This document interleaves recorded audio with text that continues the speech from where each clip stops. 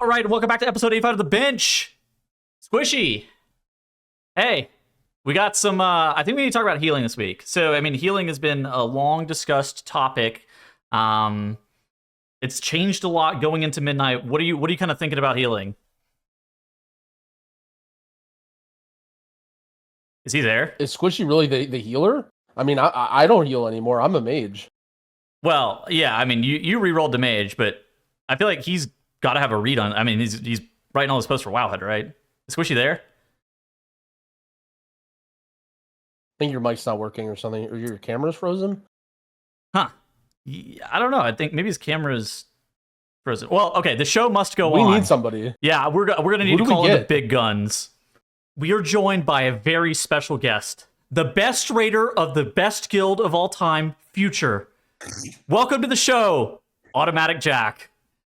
Oh, let's go. That was great. Thanks, man. Yeah. Happy to be here. Yeah, no problem. We thank you for coming on. There's been a lot to talk about with healing. We considered getting Elismir on to debate with you, but we decided against it.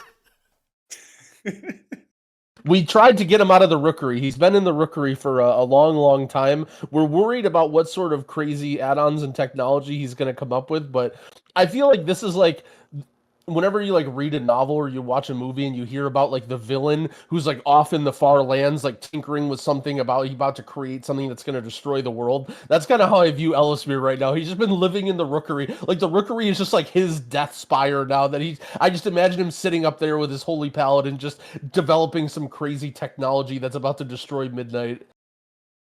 Oh, that sounds good. What is it? Skeletor at Snake Mountain. That's what it is. Okay. Yeah. He's cooking up new inventions to stop He-Man. All right, so I think there's a lot of interesting stuff going on with healing. I think Jack has actually put out a video on most of the most interesting topics, whether it be UI related, whether it be, pruning. People are pretty bad about the pruning, whether it be about how damage intake has been changing a lot. Healer damage got changed a lot. Where do you kind of want to start, Jack? Where do you think the most interesting topic is?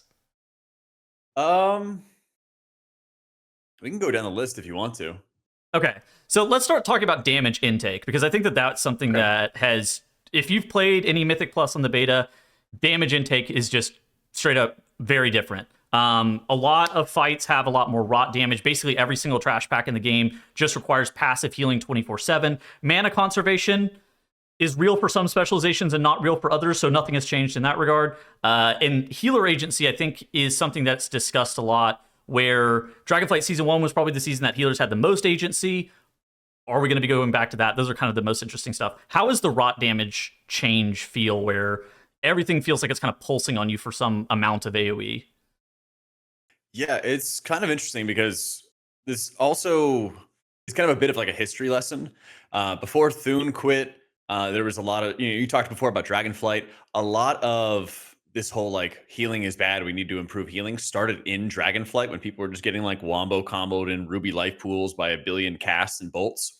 And this is kind of led to everywhere that we are now. It's led to like healers not doing a lot of damage, and it's led to all kinds of shakeups in terms of like what tools, what resources do healers have, personal defensives, like all of it is like connected.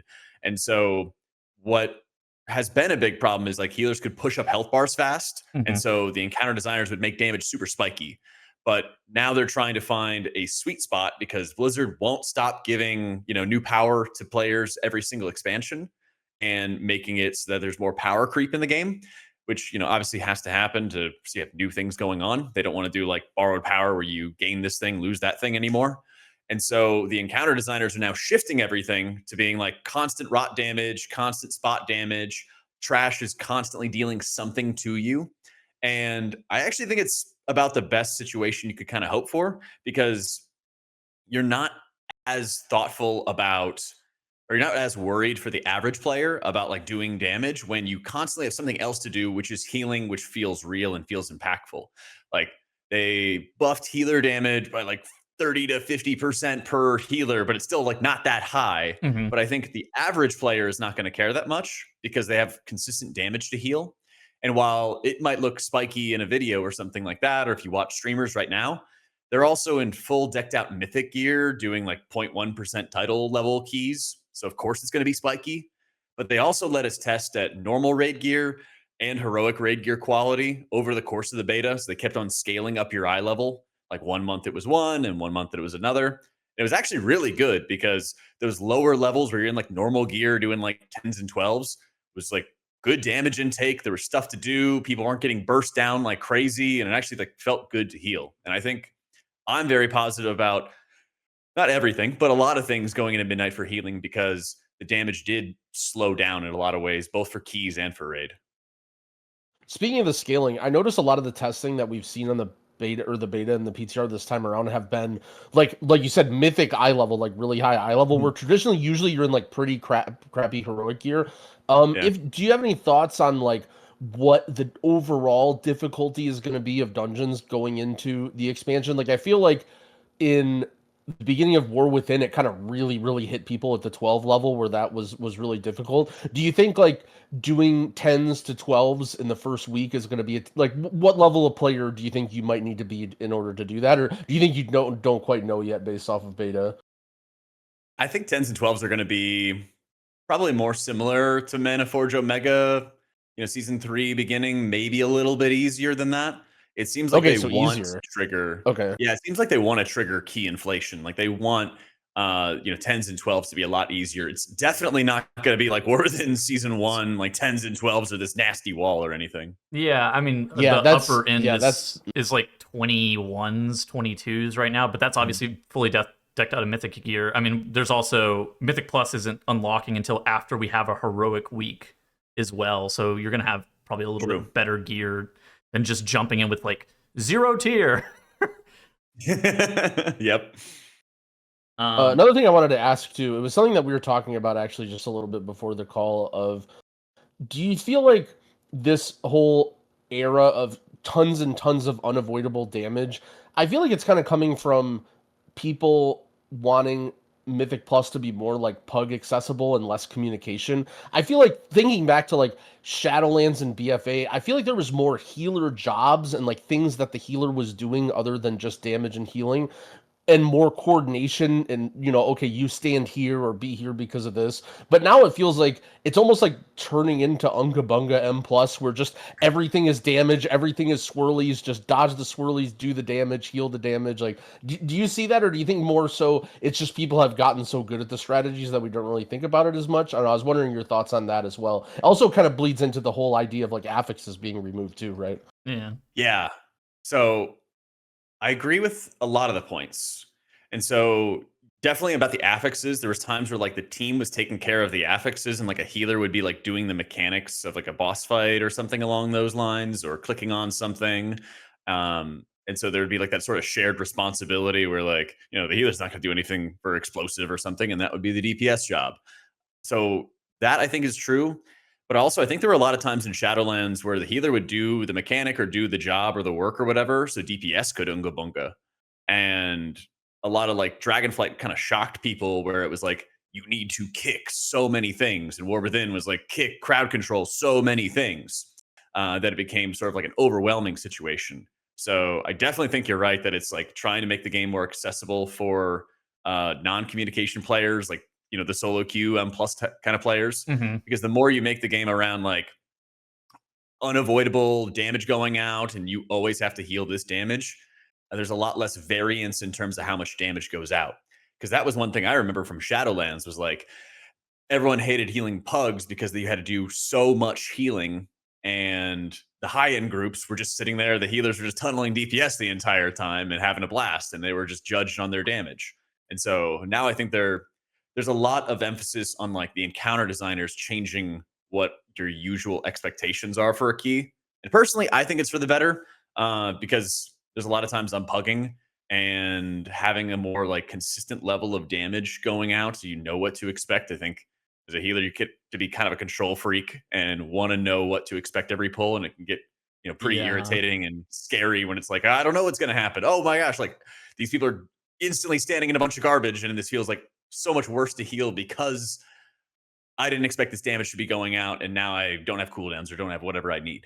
One of the nice things I actually think is like first off, the fact that there's not as many kicks in dungeons, but even if kicks go off, I feel like a lot of the times too, you just kind of live. And the healer has the ability to be able to kind of heal you through it. Obviously, if it's happening with the exact same time the other damage is going out, like you're dead. But in the past, you would just like get hit by a bolt and just immediately die. There's nobody saving you. I do wonder if we're gonna go back to like Dragonflight Season 1 where DPS start complaining that their healer isn't healing them enough, because I've played with some, let's say, questionable healers on the beta. New. I played with you the other day. What do you mean? Oh, not you. Well, I'll say new healers on the beta, that maybe don't have a UI set up or something like that, and they don't realize that there's just going to be like random group-wide damage happening the entire time, and you're like, okay, bro, I need you to actually just fucking heal me. Like, and for me, DPS just got so triggered in Dragonflight Season 1. I wonder if they're going to start complaining again, because like all the heal checks in Dragonflight got deleted out of the game in the middle of the patch because of that too.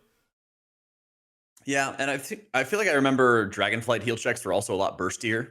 They were a little bit more like one-dimensional for like big pulsy AoE that sort of like shocked healers, where you could push up health bars really fast, but you also needed to stack a lot of like modifiers together or buttons together, disc pressing like 2 or 3 buttons in advance before you actually do any sort of healing. And I think that's, for the good classes, it's different, where you can kind of just do powerful healing outside of your cooldowns like Druid and Paladin. But some healers, I know you have like Shaman on right now, is like very tied to having Ascendance up to do like real healing. What's the yeah, I like that you mentioned that.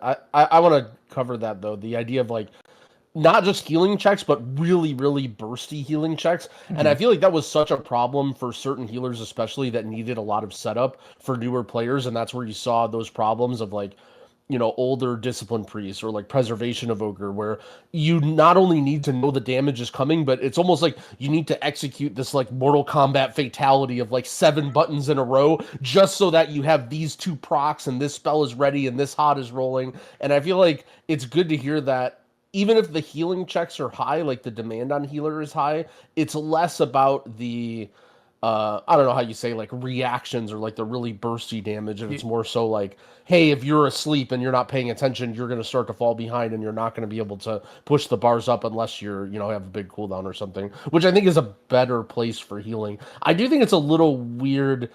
I don't know, what do you think about the state of mana? I feel like it's gone in such a weird direction where some healers now just like don't use mana and some are like infinitely efficient. I feel like as a healer, I really, really appreciate mana as a system, and I feel like it helps you separate yourself from other healers, and like your team appreciates you when you use your mana well and you don't need to slow down.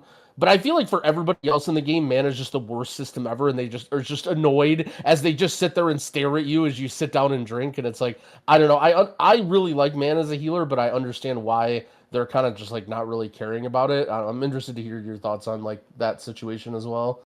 Yeah.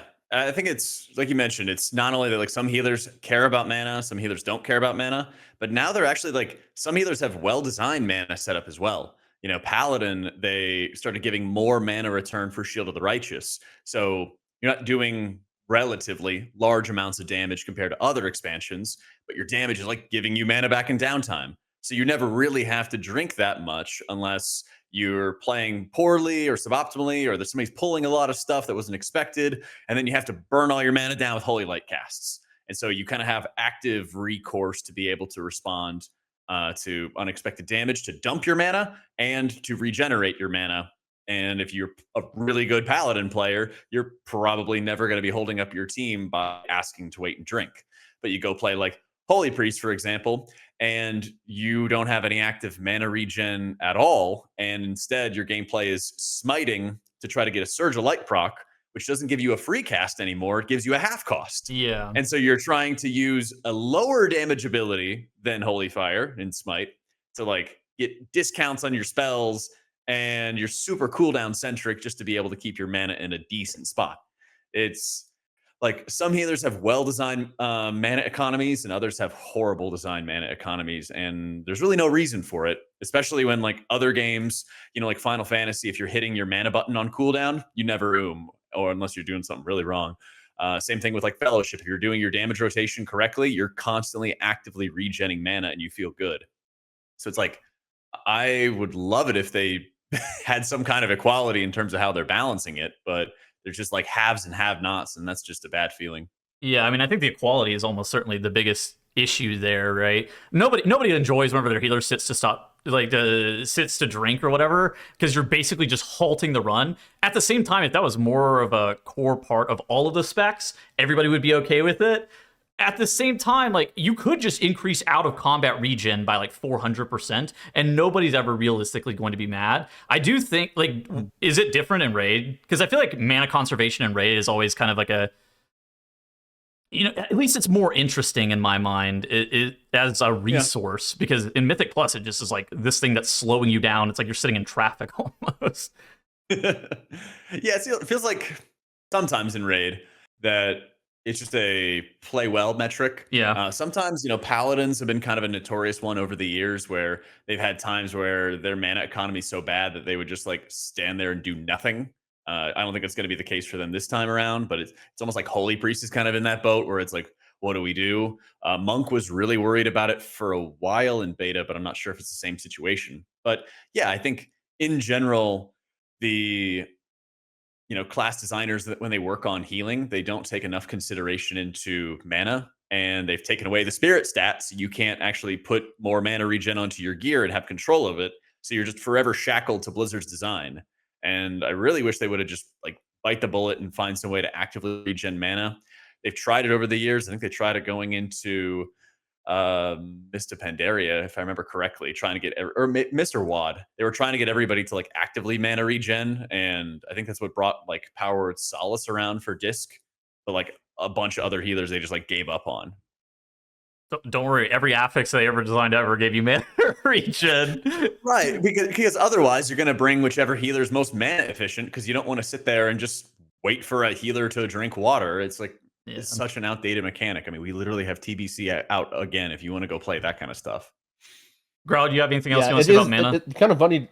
Oh, it's just kind of funny to think about when you say outdated, because it really is true, kind of going back to thinking about dungeons as not in the terms of Mythic Plus, right? Like, you could have a healer that does a lot of damage, and that was like, oh, that was a cool thing because you might go faster. Oh, a healer that doesn't use mana, or oh, a healer that's really safe, or a healer that's good for farming this dungeon. But all that stuff feels kind of outdated now that we've entered this much more serious competitive era that WoW's kind of been on in the last couple expansions, where you almost just like, you want your class to do everything, right? Nobody wants specialization of, oh, this healer is really good at this. Like, well, either your healer can do it or not, and if it can't do it, it feels like shit and it sucks, or oh, you don't want to have to wait to mana. And it's just kind of a weird situation where they've like grown out WoW in this way where there's so many different specs and classes, but now everyone wants every class to have everything, and it's like, well, this is because like Fellowship, for example, it's funny that you say that, because I agree, Fellowship's design makes so much more sense for Mythic Plus, but at the same time, there's only 2 healers, now coming 3.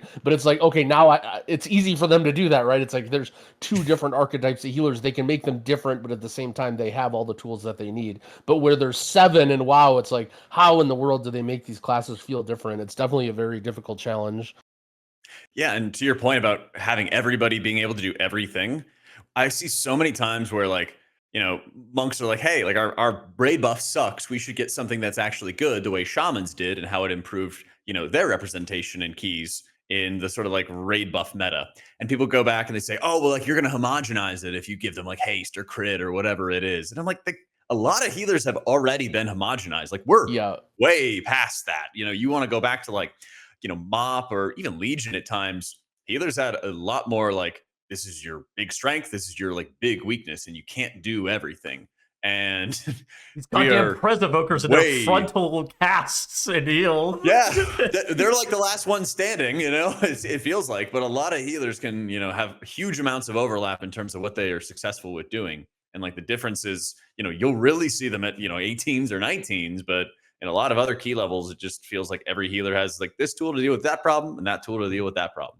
So speaking of tools a little bit, what do both of you guys think about interrupts getting removed from healers? Because I think that was something that was, a little bit controversial. Some people were like, oh, I don't want to be beholden to my group actually interrupting. I enjoyed having a kick. Some people claimed it was a loss of skill expression. Did you guys enjoy kicking as a healer? Well, I guess Jack didn't really ever kick, but like in theory, did you enjoy kicking as a healer? Hey, not wrong. Yeah, I guess as someone who's more qualified to answer, I felt like healer kicks were always in a weird spot because as a healer, I'm interested if Jack agrees with this, but I feel like as a healer, your kick is like lower prio. Your team doesn't want to use your kick because either A, they just think you suck because you're a healer, or B, because they're worried that you're going to be busy healing, which ends up actually being a much harder job, right? Like instead of just, okay, this is my kick, I always get this, and then I just get it every time and I know that I'm getting it. You're kind of like the float kick almost, where you have to be ready to be kicking any mob at any time if something goes wrong. And I feel like that role for me at least was very, very challenging as a healer.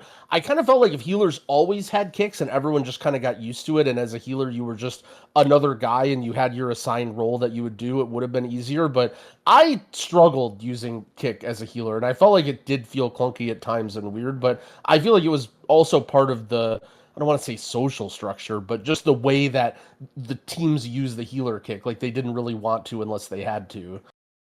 Yeah, and I think that's been my experience as well in the seasons I played like Shaman or Monk or something like that, or Paladin. Was like I always felt like it was the backup, and they're like, "Hey, kick this," and I'm like scrambling to go find it because I'm not staring at the nameplates that have all the target markers on them or something along those lines. So I think the other thing that's underrated or maybe like unappreciated or underappreciated until people see the content is there's a lot less interrupts in these dungeons.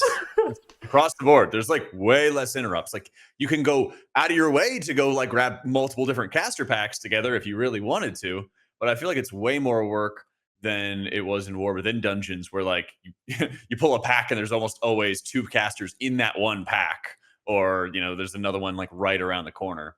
Like a dungeon like Priory is like another planet compared to a lot of the dungeons that we have for Midnight, and I love that. And there's so much less crowd control required. You know, as you mentioned before, when bolts go off, it's not that bad actually. Even at like some of the higher key levels, it's way toned down. And a lot of casts, like in Mizara Caverns, don't actually have like bolt damage. It will apply a magic debuff. Yeah. So if the cast goes off, the healer dispels it.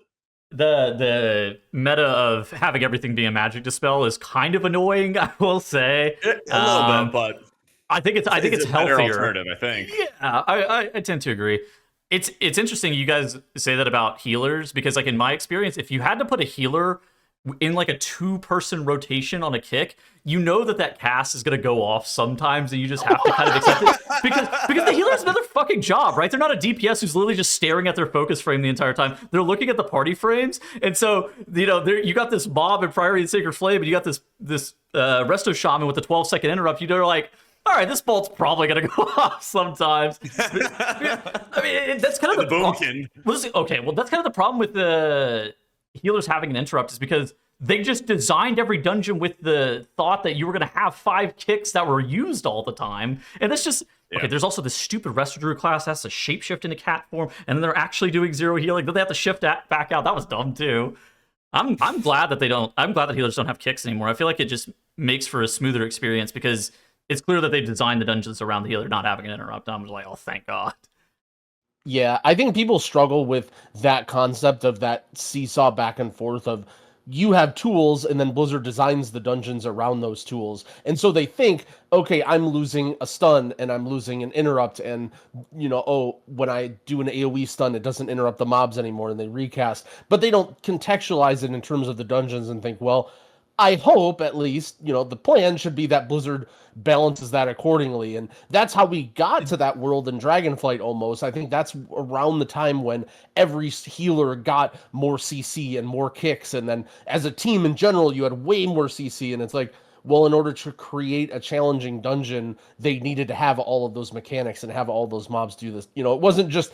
I know people like to think it's just, you know, Blizzard is a bunch of monkeys throwing darts in a room and be like, all right, here's the dungeons, here's all the mechanics, you know, but I do think they are a little bit thoughtful, and they are trying to think about, okay, what tools do we have, and what, you know, aiming a... Yeah. I think when we get to high keys, it kind of goes off the rails, but we do that to ourselves. But for the most part, in the area that most people play from like 10s to 15s, I think they have a pretty... designed idea around what they were Oh my trying to God. do with the dungeons and the challenges. Trying to play with the Disc Priest in Season 1 of the War Within without a Protection Paladin, it was like pulling teeth. You didn't have enough kicks. Yeah. That had to be the hardest thing ever. Like, there was just not enough interrupts. Like, I don't even know what was going on with all those dungeons. And that's where I think it kind of like steers the game of Mythic Plus, like in a weird direction. Because do you really want, like in a perfect world, do you want M Plus to be this environment where you're constantly kicking, stunning, interrupting, and crowd controlling PvE mobs? Like, I don't PvP. I don't think that stuff's super appealing. I want to be able to like heal really well, or my damage dealing buddies just want to unga bunga and like do damage against big monsters, do big pull. Like, why do they bring back Algathar, right? Everybody wants to go do that flower pull at the beginning of the dungeon and, swing their thing around and have a great time. Like, I don't think people really want to crowd control stuff all the time, but I could be wrong. I don't know. I'm literally the priest. I got fear, right? I'm going to use that half the time. So I don't want to speak for everybody, but like, if you think about it, I'm like glad there's less crowd control in the game. I think that stuff's boring. Do you think that there was a loss of skill expression though? Like, do you think skill expression is lacking whenever the interrupt gets removed? I feel like for the average player, they're gonna find more joy in the skill expression of doing big numbers. For like super sweaty 0.1% players, like there's like there's 20 million different things you could do really well, and so those people always want to do everything well. But I mean, for the average player, I don't know. I feel like we're getting into like gamer dad territory where like kata mop raiders are kind of coming back to like retail to see what's up, because that version of classic is basically becoming retail now, or is retail now, and they're like, oh, let's go do dungeons. And now they're not immensely stressful where we didn't put together this crazy crowd control chain to stop every single mob from doing something that would instantly kill us. I don't know. I don't think the game really needs to have that kind of insane level difficulty. And as a healer, you see like really big variance between people's crowd control usage, defensive usage, even their damage usage as well. That like some more consistency, I think, is actually going to be good. And I don't know, I'm in favor of it. Yeah, I think at the end of the day, one thing that Blizzard, I don't want to say they've struggled with, because I think healing in WoW is like one of the best, like in terms of healing in games, WoW has like some of the best healing of any MMO or any RPG. It's just that you do a lot of things, and there's been many different eras, and I think a lot of different people have different appreciations for certain aspects.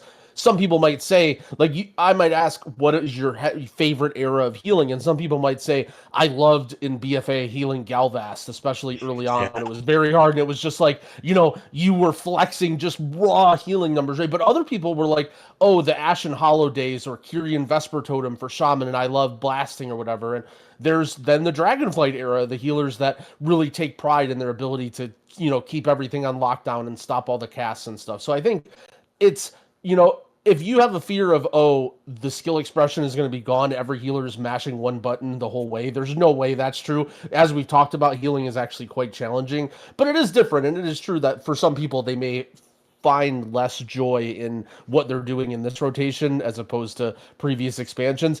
But that's been true for every expansion, right? Every expansion, right, we've had a shift in healing, and things change a little bit, and that's just, how it's kind of going to be in WoW.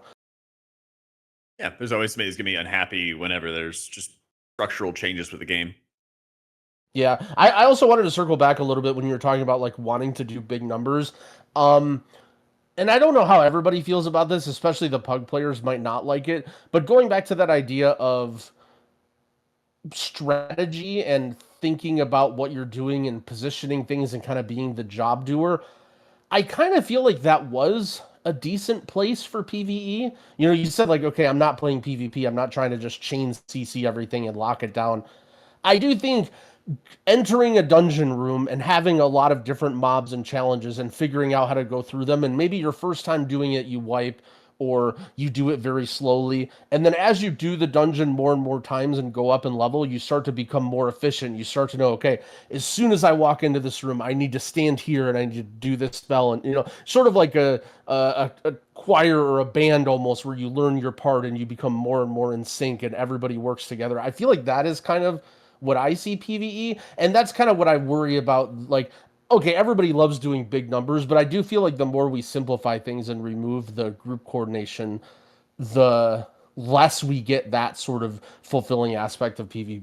And I kind of worry that like it'll be a less fulfilling experience. But maybe that's just me wanting to get in Discord and shoot the shit with my friends rather than play the game.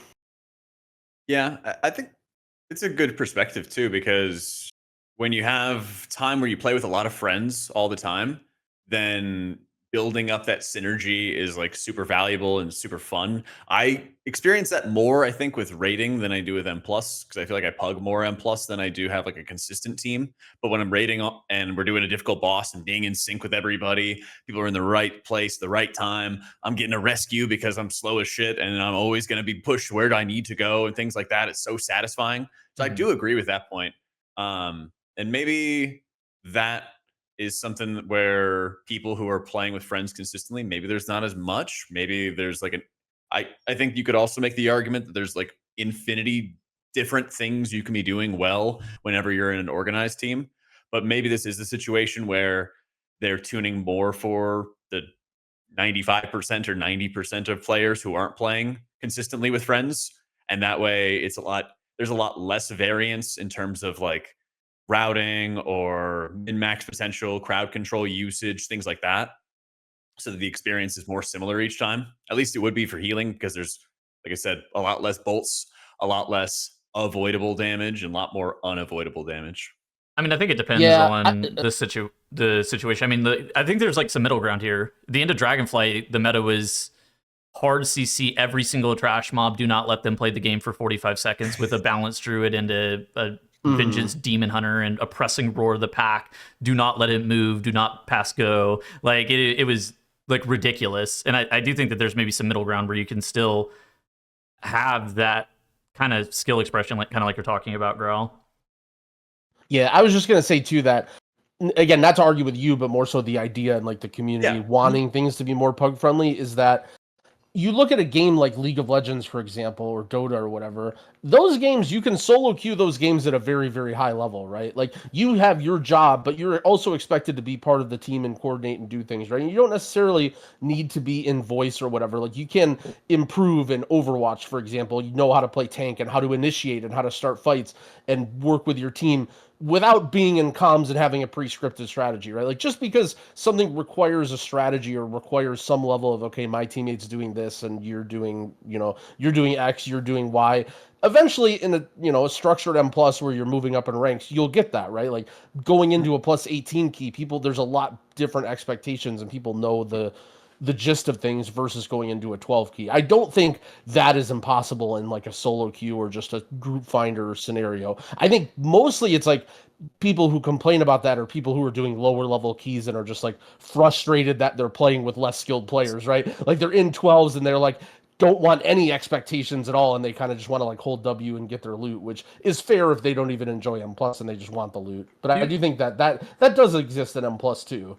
I mean, do we think that there was merit in the argument in the past where like lower level keys were harder than higher level keys to heal? They can be, yeah. Sometimes. Well, I would do, and I definitely agree, Growl. It's like a really interesting debate. I think a counter argument is in a game like League. Like, correct me if I'm wrong, but there's like 4 or 5 abilities per character. I haven't played League in ages. Okay, Overwatch. Everybody have like 3 to 5 abilities or something like that. Rivals, same kind of thing. I think sort of a side argument to that, or a counter argument to it, is the more you are narrowing the scope of what a class can do, then the more defined their role is going to be in terms of what they do. And then, like you said, it becomes easier to solo queue because you say this person does this thing, this person does that thing, as opposed to a resto shaman having a very short kick, a knock up, and a stun. And it's like, okay, where do you use all of your crowd control together? Because that's so valuable to a team next to a mage with like their knock up and whatever else they have for crowd control, something like that, right? The wider of a variance in terms of what's possible, then the greater, oh, I thought you were going to do that. No, I thought you were going to do that. Oh, in my group, the healer always kicks first. Oh, in this group, they're the backup kick. That's something I think that's the counter argument for right. bringing down some of that. No, it's very funny to think about too, insightful. because like let's Yeah. say there's like an archer or a caster outside of the pull, right? And it's like, well, Mm-hmm. why isn't the tank tanking the mobs on the archer? Well, why didn't the DK grip it? Why didn't the healer Mm-hmm. typhoon it? Why didn't the shadow priest MC it and bring it in, right? Like technically everybody can almost do everything in every scenario, and it's kind of cool to think about, but that would be like one of my biggest tips for people who are pugging and trying to get better at M plus is just do the thing. Like never go into a dungeon and expect someone else to do the thing. Like always just go in and do all of the things that you could do. Don't try and just, oh, I'm going to do the maximum amount of healing or damage or tanking or whatever you're trying to do. Just whatever the thing is that needs to be done, do the thing. And I think that pugging will go a lot better for you if that's your mindset. 100%. So circling back to what I asked earlier, I mean, do you think that there's actually a large difference between like lower level keys and the people in those dungeons and like requiring a bunch more healing in these lower level dungeons where people are taking avoidable damage?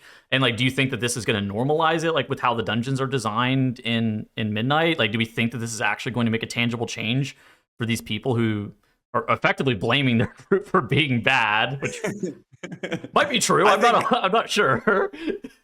Yeah, I think the experience healing is a lot more consistent in Midnight, where even if some bolts go off, even if people are not using defensives, the deadly mobs are still the deadly mobs, and you as a healer still have to identify what those are and be prepared for what they're going to do. And I think that's a good spot to be at as a healer player, but obviously it's going to be different for everybody else and what they experience. I think for higher level keys, it ends up being more scripted and easier to plan for as well. Like you take somebody like Jack and you put him in a low key, he's going to smash it and be able to easily carry everybody. But a lot of that is because he has the experience of knowing all the different things that can go wrong, right? Like he sees the pack over there and he knows that his idiot hunter is ADing and he's like ready for that pack to pull, or he's going to mind soothe it or whatever, right? Or he's going to grip him over here, or, whatever. Like, but a lesser healer doesn't have the experience to know all these things. So I think there is a skill there's very clear skill and knowledge in healing, and anybody who heals high keys can go back to the low keys and heal those easily. But it does make a lot of sense how people get so frustrated trying to heal the lower keys of like, you're basically like, I almost think of it as like you're the janitor if you're the healer in like a baby key, right? Like you're basically just going around cleaning up after everybody's mess over and over again. And once you learn all the messes that everybody makes, then it becomes quite easy to heal those keys because you're ready for it. And then higher keys, it's like, fuck, how do I do more HPS than anyone's ever done in the history of this dungeon to heal this world first key? That is also very, very, very hard, but it's kind of different challenges. And the higher keys is almost more premeditated or pre-planned, and you're ready for the challenge. Whereas when you're a new player and then all of a sudden, your tank just does a pull that isn't even a pull and you've never even seen before, and you're like, what the hell am I supposed to do here? I barely even know what this mob does. Why is my tank pulling this? It's a lot different and a lot more frustrating of a challenge. Okay, other stuff. His name is Kegels. that guy was cooking up some very custom pulls. That is for sure. And healer comps, or lack thereof. Yeah, that was bad. Okay, so something that we saw this week is healer damage. Pretty much straight across the board, kind of got increased. It got increased in a weird way. I'm not really sure. I don't even know what they were doing with this. By the way, I feel like they just kind of aura buffed the damage, but they were like, we're gonna make it increase by 1% per level. What was the deal with healer damage? Was it all just like very low straight across the board, Jack? Mm-hmm. Basically, it was the level where I was running talent builds that didn't run damage talents in the spec tree because it just felt like it wasn't worth running whatsoever. And so keep in mind that like most of the damage increases are like 30 to 50% that everybody is getting. And so 50%. If you don't have a high number, though, plus 30, plus 50% is not that much extra damage. So I feel like it's kind of a combo of two things. Like this change kind of felt like it was like lip service almost, where they're like, hey, we see that, high-end players are wanting to do more damage, but we don't really think we want that to be the meta. So we'll buff it by a large number, by a large percentage, but it's not by a large overall amount. It's kind of like what I understand, because you're not close to tank damage. After these buffs, you're not going to be like close to tank damage or, laying pipe or anything like that. It's just still going to be pretty mediocre damage for healers across the board. And I think that's on purpose. I think that stuff's by design because they want to see people say, "Hey, my damage is really low," and other healers be like, "Yeah, don't even bother doing damage, just heal those guys, bro." And that because there's so much consistent damage in these dungeons, that's just what people are going to do, and then they're going to see what the feedback is going to be like if people actually enjoy that or not. I mean, that just has to make Resto Shaman, Power Infusion, Mark of the Wild, like, way better than the other healers then at that point, which it's like, you know, Paladin, they bring Diva Aura.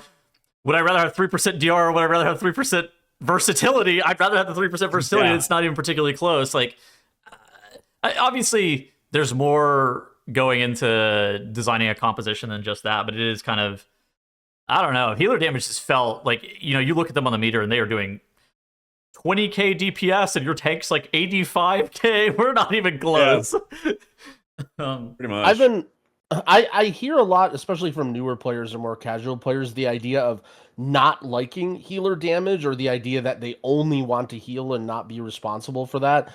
And sort of the idea that they're expected to do healer damage. I feel like for the longest time, healers, if you're in a pug, if you're in anywhere that's not a high key, you're not really expected to do damage, right? Like, most people are pretty damn happy if you just keep them alive. You may run into the average random idiot that flames you or whatever, but that's just sort of going to happen anyway. I mean, I'm not saying do 0 damage as a healer, but I kind of feel like that's a made up problem in a lot of people's head. The idea that they have to do healer damage. I don't know, I'm wondering your thoughts on that.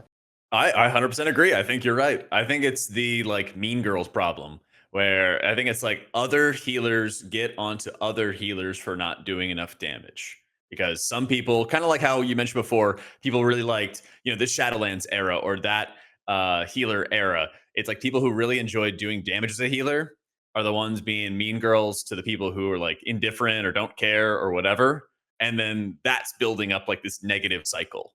That's my conspiracy theory. But like I did like a 0 to hero in Dragonflight with like an anonymous name and everything, and nobody said anything to me about my healer damage. I was sitting in the back as a druid. I hit Sunfire one time, and I was just learning what my hots did as I started playing. I actually love the Mean Girls.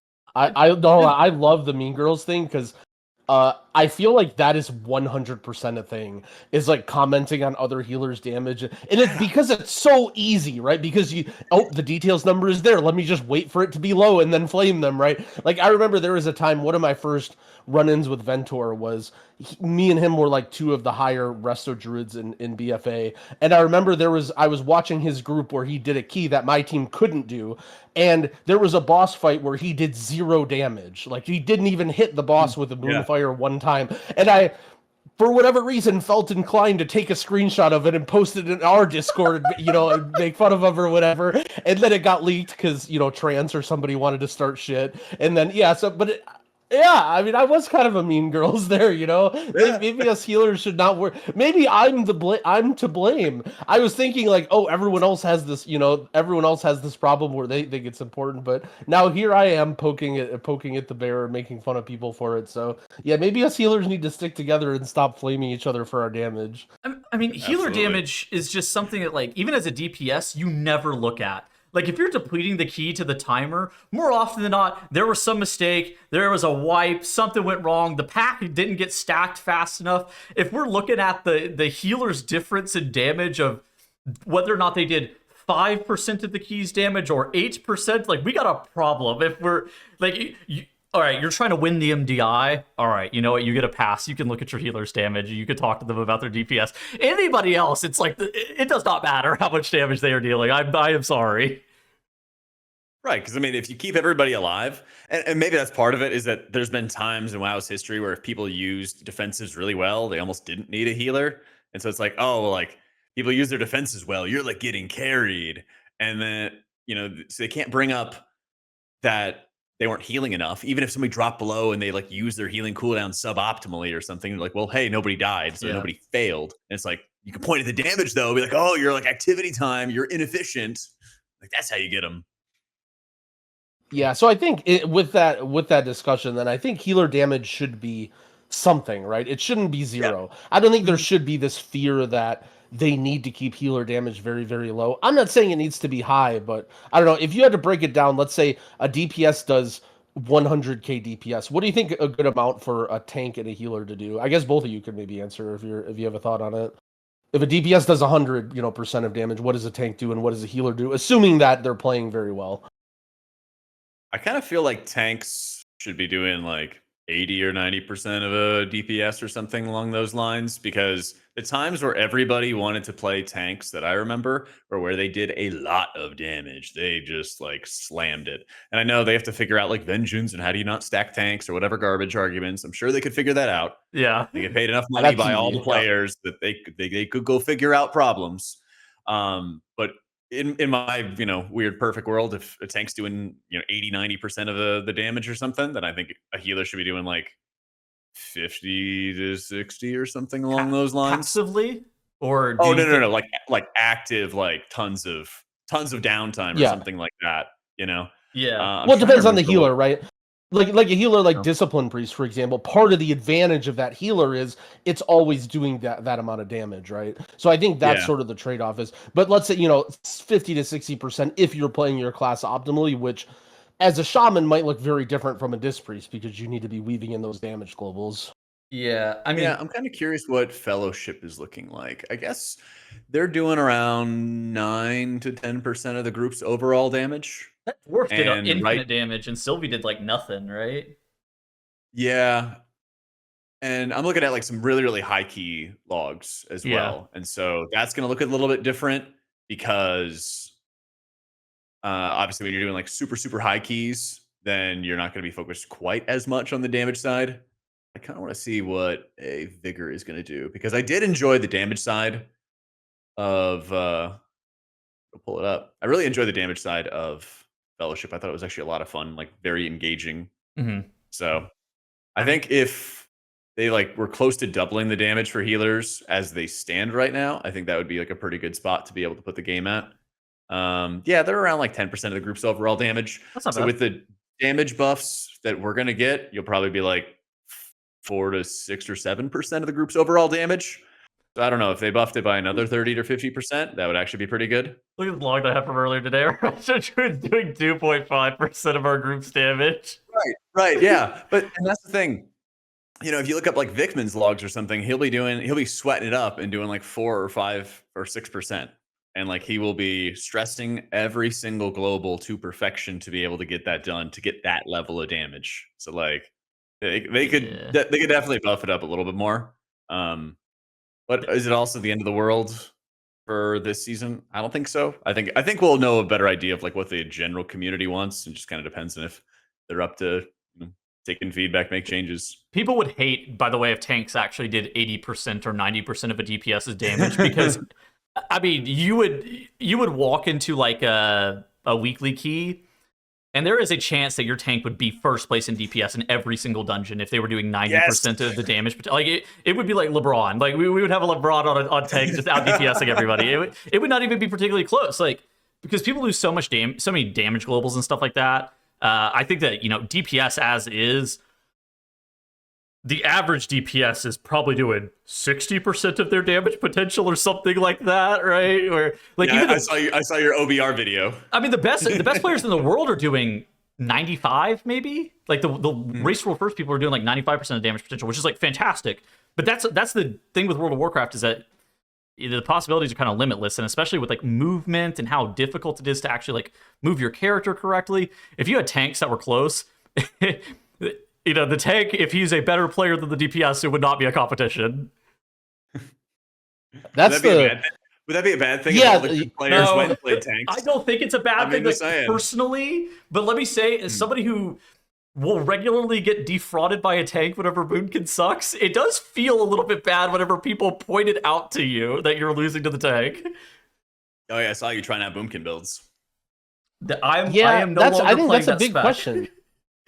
That's a big question of, is that a bad thing? Like that's, I think, the number one argument against what Jack is saying is, okay, so if a top group, the tank is doing 85% of the damage, when everybody sucks, the tank's damage rotation is so much easier, the pack dies faster, the tank is going to be beating everybody. Is that a bad thing, though? We talk about wanting more people to play tanks, and like, Teddo's brought up the idea of people point out he's getting beat by the tank or whatever, but Yeah, but that's because you're not supposed to, right? But if that was the meta, like in Classic, for example, warriors do the most damage and they're the tanks. And when you're doing leveling dungeons, you're basically just a DPS warrior that gets hit by the mobs. You're not really tanking. You don't even put on a shield. And that's just the thing, right? Like and if you're a warrior that has more gear than everybody, you're doing like 70% more damage than a mage is doing as a warrior that's doing a leveling dungeon. But like, I don't know. We need more tanks. Like we need more warrior. You know, we need people to be tanking the dungeon and leading the group. And like, it isn't so bad that they're doing that. I think again, it's sort of tough because we're in this world of every class does everything. So it's not like in Classic, okay, well, your mage can slow everything and it can do a bunch of damage on 10 targets, but your tank can't do a bunch of damage on 10 targets. That's not really a thing. Like, people don't like that in retail, right? Everybody needs to be able to have CC. Everybody needs to be able to do good AoE.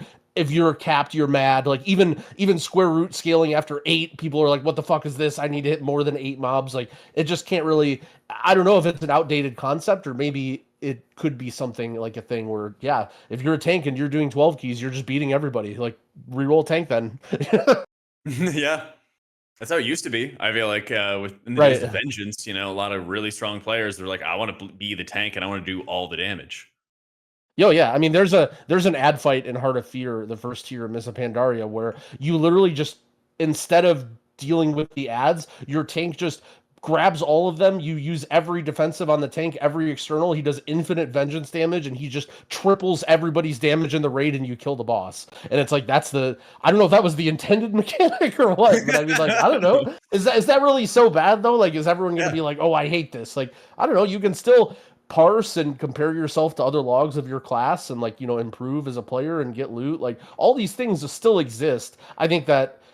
Yeah, I guess I'm not sure exactly where to go with the damage meter, but I think it would be an interesting experiment. Prot Warrior's literally like the 7th person on the meter for the yeah. up here. Yeah, so that's the first part of... Yeah, that's the first boss. That's not even the boss I'm talking... That's just a normal boss. Oh, what? Some guy. What was the boss that you were talking about? Let me see. It's like the... not Windlord. Garelon, maybe? No, yeah, Is that it? No, the tanks are not that high. After that, maybe second to last boss before Shek'Zir. Oh my god, Beardroot's in 3rd place. What is he doing all the way up here? Yeah. This is Mop. This is Mop. Like, this is just... I go in and I play Arcane Mage and I just hit the boss and I think I'm doing my rotation right and I just lose to a bear. That's just what it is, you know? Yeah, I remember Prot Warrior in Siege of Orgrimmar was like top DPS in my guild, and he would just like make the other tank do all kinds of like crap duty so that he would be able to have vengeance and he would be able to have uptime. I got a video on my channel from Wad of me playing Blood DK and playing Manaroth and telling him to taunt swap just for like the tank buster. He would get the stack, and I would take it right back so I could maintain my Blood DK Breath of Sindragosa for as long as possible. That stuff. Oh, that was great. I was having the time of my life. Windlord Meldrak is the name of the boss, by the way. I don't know if you still have that pulled up, but yeah, I think it's interesting to let tanks do. Yeah, okay, there we go. That's the boss right there. There it is. So for all the only listeners, the top 5 DPS on this boss are Prot Paladin, Prot Warrior, Guardian Druid, Brewmaster Monk, and then Blood DK. Is that Blood DK? Yeah, it is Blood Death Knight, yes. Small. Yeah. So it is what it is. That's the highlight of their night, though. That is the highlight of their raid night. They're like, I can't wait to the boss. Well, you know? That's another thing is very interesting about WoW design is that you could really go crazy on some bosses in older versions of WoW, right? It is your fight as a Shadow Priest if it's like this multi-dot fight, and you're just completely carried. There's one ridiculous fight where we have an Aflock, and we like rush to get him the first damage buff, and then he like dots all these and he's just doing triple the damage of everybody else, but it would just be so ridiculous in current WoW to have stuff like that exist. But I think it's cool. I think we're for the longest time, WoW was like, okay, this is not really balanced. Sometimes my class feels like dog shit. This isn't fun. And I feel like we've gone a little bit too far in terms of everything being equal, everything being balanced. We've kind of lost a little bit of the magic there. And I do want to see them go in a little bit of the opposite direction. But maybe this is just what WoW is now, is a competitive lobby game. And it's not meant to be, oh, I played this class, so I popped the hell off on this boss. Yeah, I don't know. I mean, that kind of comes circling back to the conversation about how much damage a tank should deal. Like, to me, it doesn't really bother me. I think that there is a lot of DPS that it would bother a ton, which is why I think Vengeance got removed after Miss Pandaria. But like, ultimately, it's kind of like the same thing as a healer. Like, I like, as long as they're having fun, like, I don't care if they want to do more damage or if they want to have more responsibility in terms of CC, or if you got the 45-year-old dad who only wants to press healing abilities. It really kind of comes down to, what does the role itself find fun? And like, it's all about designing like what is the most enjoyable role, in my opinion. It just kind of like, and to me, it doesn't really matter if the tank is doing 85% of a DPS's damage or 50% like they have been for a while. Like, for me, I would just want them to get more people playing tank. I don't even care what we have to do to do it, but please try something. Like, I'm down for them to experiment with some weird shit with tanks. Like, please get more people playing it. +1. Yeah. Okay, moving forward a little bit. UI changes, because I feel like with the UI, this was the role that was talked about by far the most in regards to all of the stuff that's gone down with the UI changes, with the secret values. There's no whitelist and blacklist for buffs and debuffs. Every healer that I've ever talked to is incredibly upset that they have to remake their UI that they've carefully crafted since Wrath of the Lich King, and they don't want change. They didn't want to move off of Voodoo that they've been using for the last 15 years. They wanted to keep using it. Is there any truth to healers having it harder than the rest of the player base with the UI changes? Or is it just everybody is kind of mad about the UI changes, and then healers are like, yeah, and then there's also this role. They just point to it as a reason to justify them being mad. I think there's a lot more customization there's a lot more like variance in customization that can happen for healer raid frames.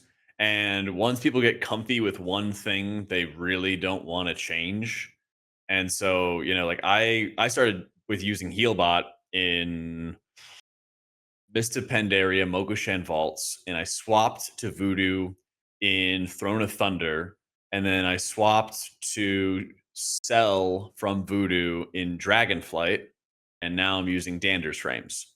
And things like Voodoo were rocket science to put together and actually to work, but like the new add-ons, I mean, I think Dander's frames is super easy to utilize. I think a lot of people got used to one specific style of seeing their buffs, seeing their debuffs, and there are some like problems I definitely want to talk about with some of the changes that they're doing for the frames. But I think in a lot of cases there's a lot of like unwillingness to change or try to adapt, because I mean, if I can watch Nick raid with Liquid with default Blizzard frames, he might even be using like the better Blizzard raid frames, which add like a little bit of extra stuff and a little bit of extra information to his frames. Like, people can do it, but I think there's also been a lot of good like innovation where Harik, he's the shaman guide writer, he's been working on an add-on that allows you to like color frames for specific buffs like Atonement or Riptide or Echo.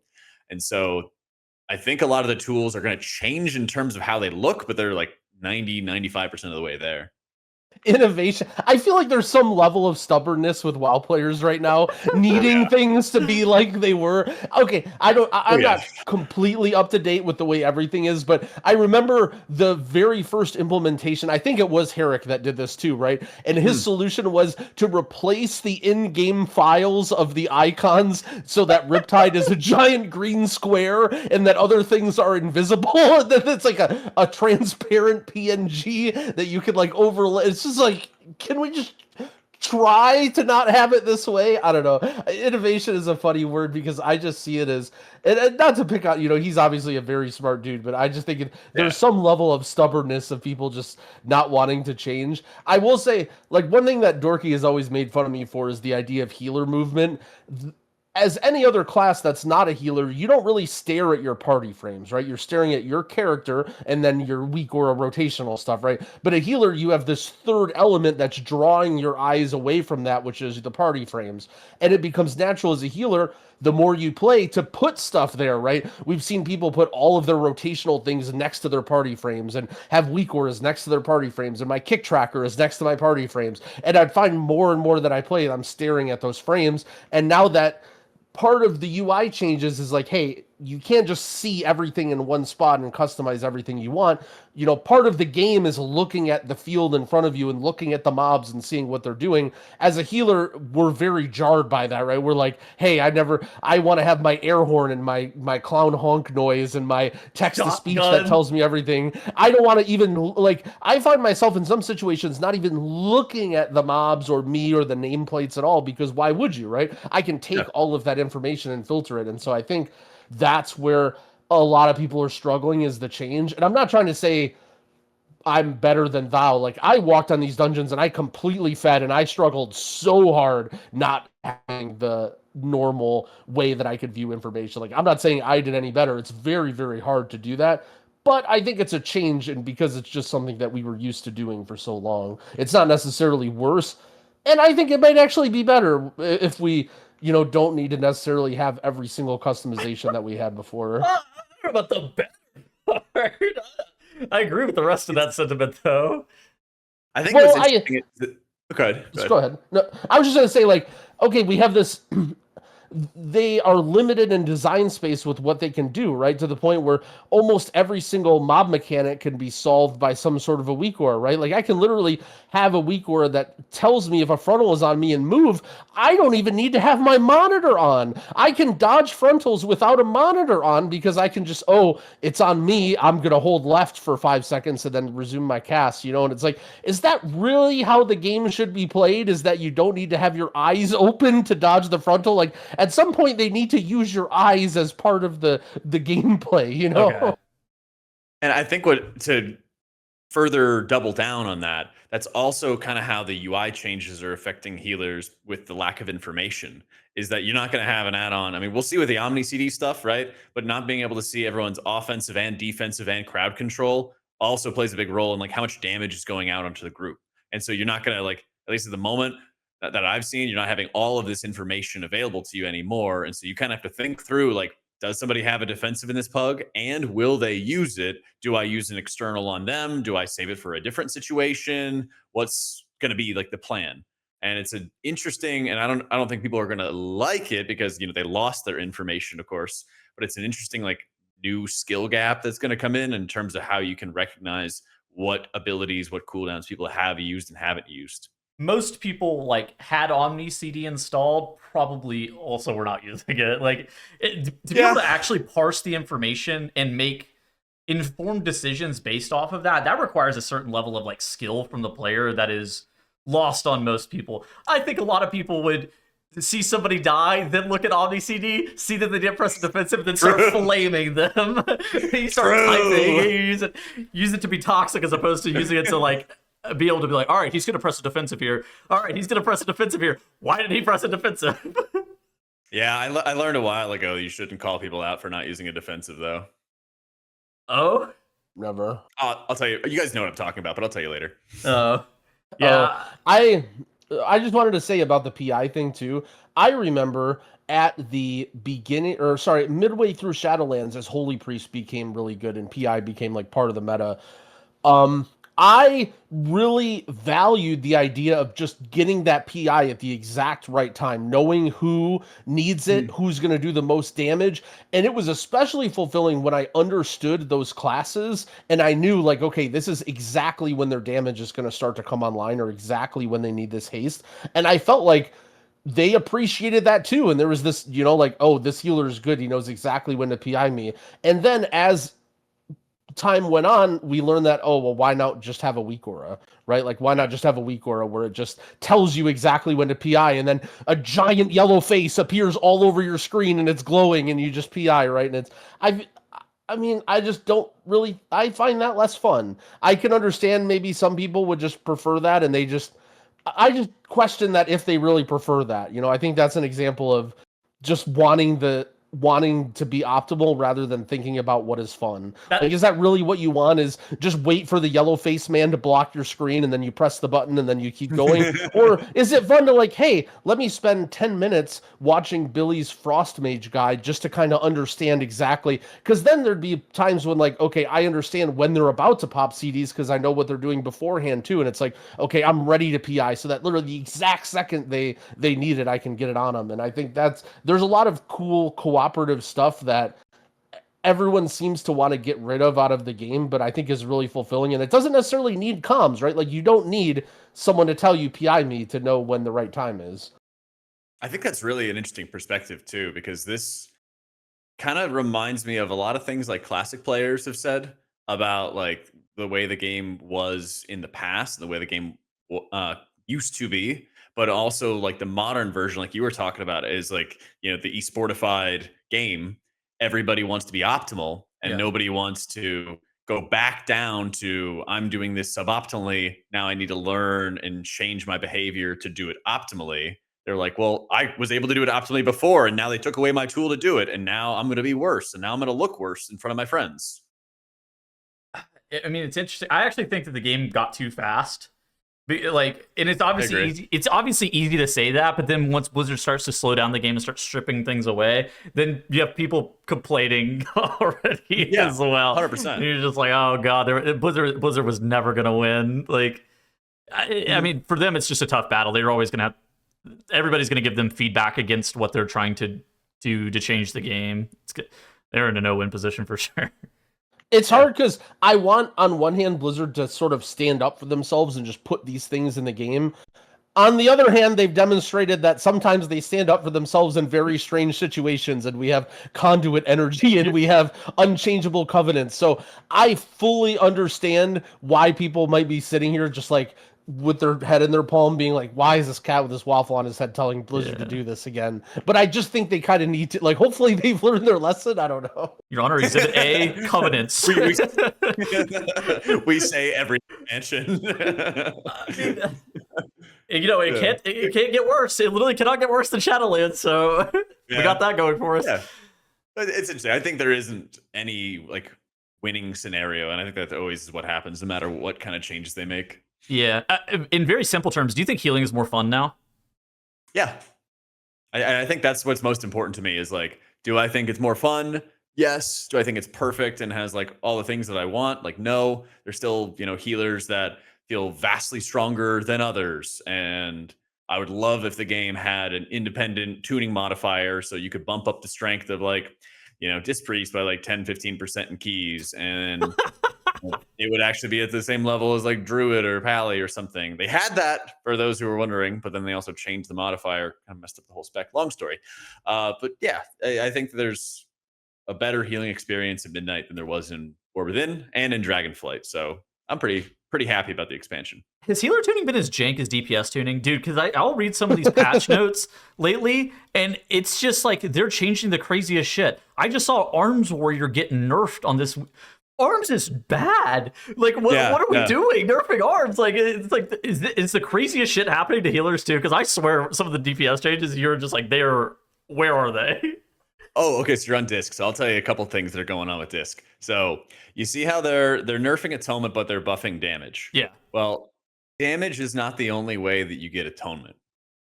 Your Void Shield, which is your Apex talent, has a basically when your shield gets absorbed, it reflects the damage back onto the enemy, and then it does Atonement healing.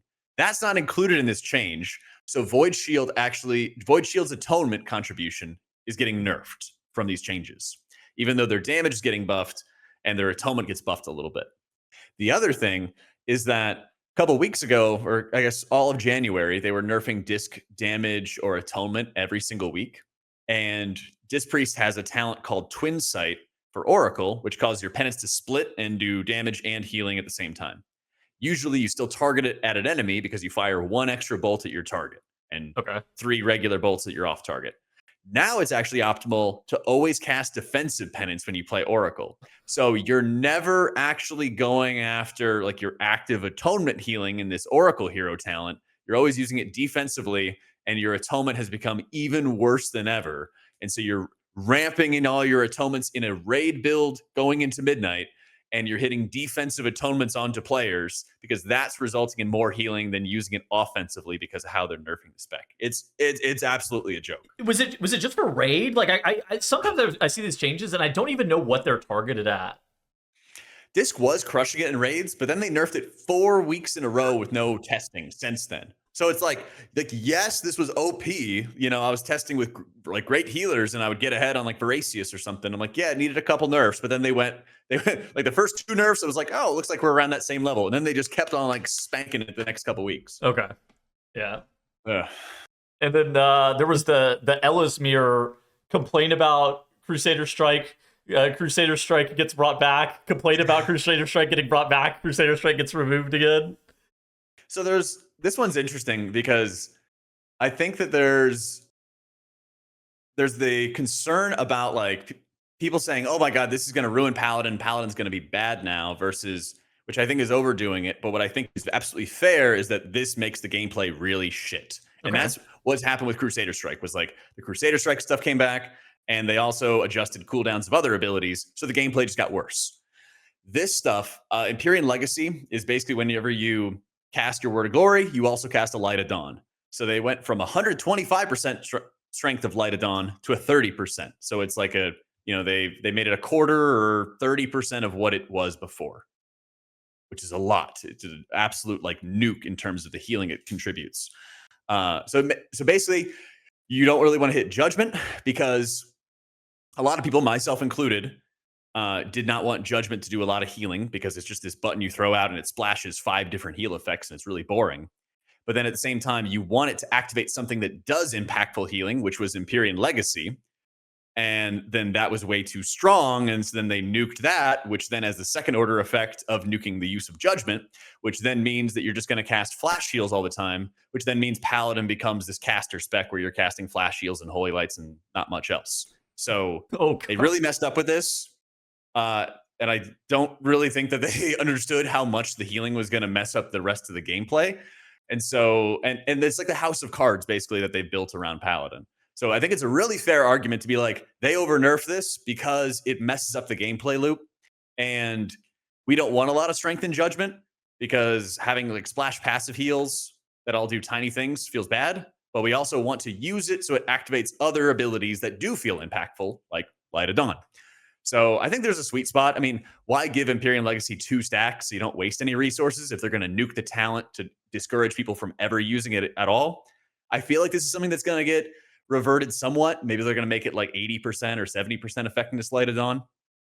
I think that's a good way to do it. But yeah, I don't think it's like going to destroy Paladins in terms of like them being competitive. It just would suck having it be a really strong healer in Race to World first, but then you're just sitting around and only casting all the time. The like hybrid caster setup that they had previously. I have like a whole video about like how you do it with Lightsmith. It's super fun. And it's like one of the most fun healers I've had played in kind of a while. But then if they nuke that gameplay, then that's going to suck going live. Is this the only healer that can actually get changes reverted whenever they're done poorly? Because I feel like all the other healers, they get something bad, they're just like, oh yeah, we got nothing for you. It seems that way. Yeah, it really seems that way. But I think it's also that Paladins have been beat up for a while, and they've kind of just been taking it for a while. And now they can sense that they're like on the verge of being meta, and they're like, we're not going to let this one get away from us.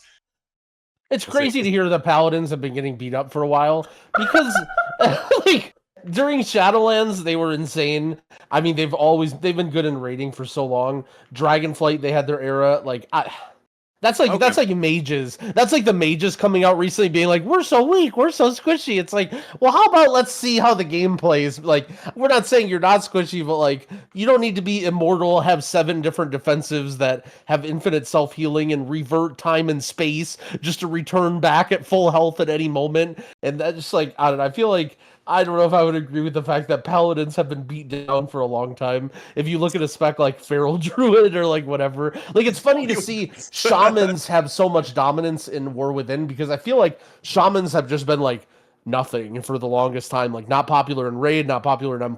There was that little spark in Shadowlands where they were, people were playing Resto Shaman, but even then it was like, quickly moved over to Holy Priest. And I don't know, it's just funny to hear, oh, Shaman and Paladin and Mage are in such bad shape. What will we ever do? Mage is ruined. Like, yeah. Well, I'm pretty sure 2 seasons ago, everyone was talking about how Mage was Blizzard's baby and their master class, and it will never be bad. All right, fair with the Shadowlands argument. I won't dispute that, but I have a counter argument about the Dragonflight thing, because Dragonflight, they got their crazy massive changes and they were super overtuned and they were super bloated because they gave them Daybreak that consumed Glimmer, you had Tears, you had Wings, and you had Divine Toll. So like 4 different cooldowns that were like all really powerful and all really useful. And then they're like, wow, this is way too strong. Nerf everything. And then you had a bunch of cooldowns that did nothing and felt awful. That's fair. And then throughout most of like War Within, they were like kind of mediocre, never meta in keys. If you brought them for raid, just bring them for a raid buff kind of thing. That's more of what I think. But you're right about Shadowlands. Definitely right about the change where everybody re-rolled to Paladin and their mother in Dragonflight. God once, comp. like, a lot of those, it was like God comp stuff, 100%. But I think since then, they're a healer kind of like druids, which historically have been really strong for long periods. Same thing with disc priests, where they're historically strong in a lot of areas for long periods. And so when they get, beat up into those situations, it's like panic mode.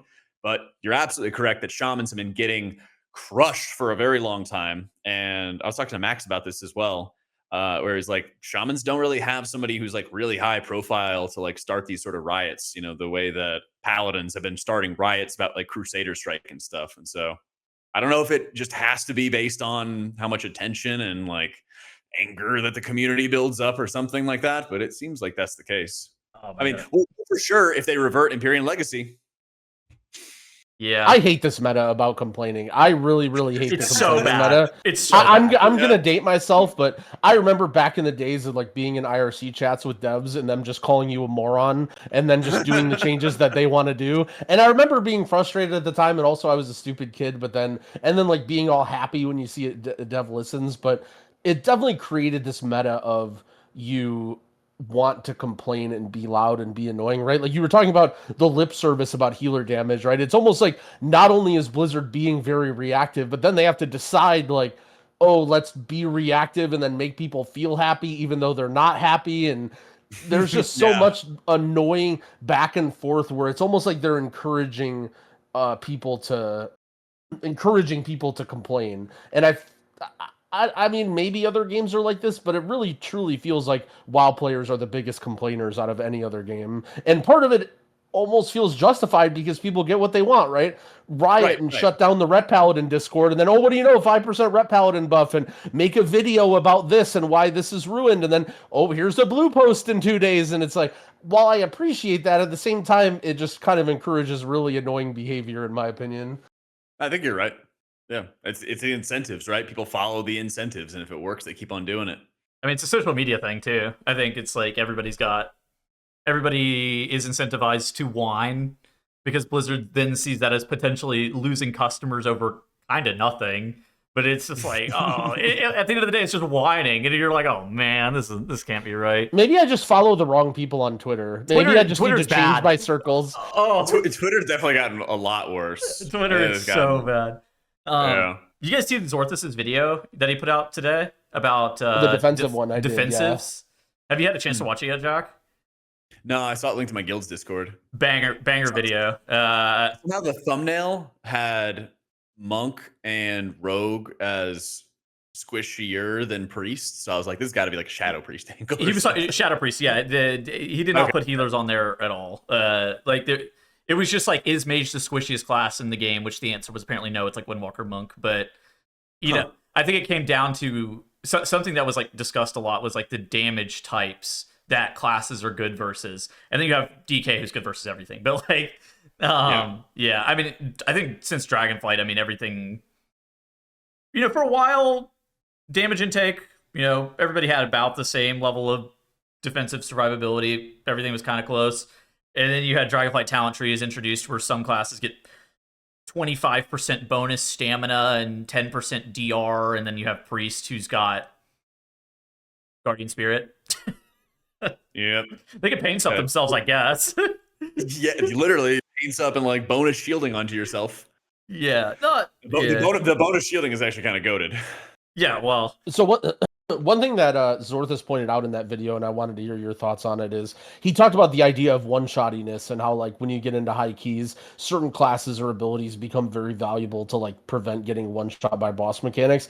And he basically said that it's almost non-existent in this expansion, and there's almost no bosses or situations where you feel like you're going to be worried about one-shots. And I guess, as someone who's also been doing high keys on beta, do you second that statement? Does it feel like, for instance, I was thinking when I looked at the Void Shield Apex talent for Disc Priest, I thought this is going to be insane. The ability to shield 3 people at the same time. Like, this is going to be insane for one-shots. But if that's not really a thing, then that becomes a little bit less valuable. Yeah, and I think that he's right. There's a lot less one-shots. There's a lot less potential for one-shots. I think the burstiest thing that comes to mind is Viceroy in Seed of the Triumvirate, because he'll do Umbral Tentacles, which just pops off like 20-30% of people's health in high keys, and then it spawns tentacles, and if you get like double tentacled, that could be crazy burst, but you can also crowd control them and stop them pretty quickly. That seems like it's the highest burst in most of the dungeons that I've seen. Otherwise, you might have an explosion of 2 ghosts in Mizara Caverns, which pops for like 30-40% of somebody's life, but then there's a dot component that'll tick down another 30-40% or so over the duration. So there's a lot less like, you think about Legion, where it was like almost every single mechanic was like pass, fail, live, die, pass, fail, live, die. There's so many more like dots. There's so many more debuffs that are just ticking away for consistent damage, or like a buff on the boss that's ticking away for damage on everybody. Survivability is a weird thing because it's just like, if you're able to live a dungeon, and like the only way that you would actually be able to die in a dungeon is if you're in a Taldazar or No-Coup Defensive where they're spamming one-shots at you every 20 seconds or something like that, and you actually are running out of tools. As long as you're able to actually meet that minimum threshold, then throughput is king. And the throughput might be variable things, where for healers, throughput is mostly like who is doing the most HPS, but there's some weird damage component to it too that's like hard to really discuss. For DPS, it's very clear-cut. It's like, if you're the best DPS in the game, as long as you can live through the dungeon, you will find this Aug Evoker that is rescuing you on cooldown. If you're doing enough damage, you will pull 1 pack at a time, right? We will make sure that you can't die. Like, there's no opportunity for you to die even. And it's like, that's kind of the interesting thing, is the way that damage has been changed so much. I think the other mob that you cited, a couple mobs, that bull in Mysara's Caverns that does an interrupting shout. That guy's one-shot me a couple of times where he's like, I don't know, he just like 100 zeros me on a 19 or something like that. But it's so infrequent. Like, there's sub 5 maybe mobs that you're going to get 100 zeroed by. And it's like, yeah, I'm sure it does feel bad to have this mage whiplash where they go from being one of the tankiest specs in the game to being terrible. And I don't know, passive HP gain, I think, is always the big thing that is the most apparent. Whenever you have people who don't need to press a defensive and they live everything, it feels so much easier to play than having to have an active press for a lot of stuff. Yeah, 100%. You always notice it with DK in a group. They just don't die. And then meanwhile, you throw everything at a mage and, play Paladin. I'm throwing the Bulwark shields to the mage, and I have Beacon on the mage, and they're still dying. And I'm just like, what is happening? I mean, we're all old. We remember Corruption BFA, where you had 2 traffic cones and a fire mage, where you would just iron bark them on cooldown or sack them on CD, and they're just like there to carry you, and they're just standing in their eye of corruption for forever, taking the most damage in the world, and you're just like, what are you doing? Do you remember that Dr. J clip? There's like a legendary Dr. J clip in Shrine of the Storm where Zmok's healing him, and they're fighting that like council boss once you cross the bridge. Yeah. Whatever it was. And he's just standing in this massive eye of corruption. And he's like, heal me, Zmok, heal me. Just like over and over and over again. And he succeeds, right? And he's like, that's why you're on the team, bro. Like, that's why we have you. It was so good. I'll never forget that. Dude, yeah, the funny thing is that boss does 0 damage the way you used to fight it, right? Because you'd fight it outside of the arena. So it would literally just be the mage killing himself from his own corruption. Oh, yeah. But yeah, I mean, that's kind of the thing with defensives, is like, also, people only ever bring up utility or defensives whenever your class is OP. They never talk about it outside. Dude, Vintage Demon Hunter was the same spec for 8 years, and then it got OP in Dragonflight, and it got like all of its utility stripped away. Like, I don't know. It's part of that feels really bad too. Whenever they start homogenizing down the game, I get why they're doing it because it's not very equal. Would it feel good if Protection Paladin lost Avenger Shield? Probably not. Is Avenger Shield OP? Yeah. Like, I don't know. That's kind of an OP button. I don't know. I 100% agree with the idea that as soon as a class becomes OP and then you ask why, it's like they list off all these reasons and it's like this class has had all of those things for 3 years. Master like spell. I think it's because their number, Master Spell. Everybody played with Priest in BFA because Master Spell was so OP, right? Yeah, Master Spelling Bursting was broken, so thus it needed to be nerfed to, what is it, 2 minutes now? Yeah, I think it's 2 minutes. I do like the Zorthus video in that you look at that graph and you see, okay, I think DK he kind of basically says is like an outlier or bad, but it's important to realize that just because certain classes are squishy or not squishy or tanky or not doesn't necessarily make things better or worse, right? One example he gives is Rogue is like, well, Rogue has Feint, and Feint is like the most insane thing for any boss that's doing consistent AoE because it has a very, very short cooldown and it's huge DR. You can keep using it. Did he stop talking? Mike, you know, I lost him. Useless, right? So having or like rot damage, it becomes very, very useless. And different classes are good at different things. And I think that's okay. There's nothing really wrong with that. He pointed out the idea that DK was used in War Within partly because it was very, very tanky and Giga strong. And while that's kind of true, I mean, DK has been very, very tanky and Giga strong in many areas. And, like, for instance, Warlock is a class that, generally speaking, is very, very durable and also has health stones that you're giving out to the team too, right? And when's the last time, like, Destrolock and Shadowlands, I guess, at the very end of Shadow, or was it? I don't even remember when. But just because a class is tanky does not necessarily make it more or less OP. Survivability, and utility, and raid buffs, even for that matter, are tiebreaker criteria. Where like if these two specs are equal, which they never are, but hypothetically, if these two specs are equal, which one brings the better things for the composition that's meta that season or whatever? It's always going to be throughput. Like it's at the end of the day, it's really always going to be throughput based. Just do more damage and you will get brought. It's kind of the same thing with target capping. People will talk about target capping. The reason that Fury Warrior sucks isn't because they're target capped. Arcane Mage's target capped in is OP. The reason that Fury Warrior sucks is because Blizzard keeps nerfing you for some stupid ass reason and won't let you be OP. Speaking of meta, all right, Jack, your prediction. What is the meta healer in Mythic Plus, and what is going to be the meta raid comp for healers? We'll let Tettles answer while you think, because Tettles' answer is going to be wrong regardless. All right, let's do it. Let me think. Wowhead comp maker. Chat GPT. Yeah. No. That's not what I was doing. Grok. At Grok. What is the comp? At Grok. Make me world first comp. Make no mistakes. Okay. I think this preservation... Just the healers. This preservation evoker spec seems like it's doing a lot of HPS, but I don't want to play with them in Mythic Plus. But if for some reason there's word on the street that this spec does a lot of HPS in raid, so I'll give us 2 of them. He just keeps dragging him in. Yeah, DPS Druid. Okay, so DPS Druid kind of... Okay, this Bear Druid spec actually does infinite damage. But I think this will get nerfed, so I think I'll put a Resto Druid in because we're going to need a Mark of the Wild somehow. Shadow Priest is beans.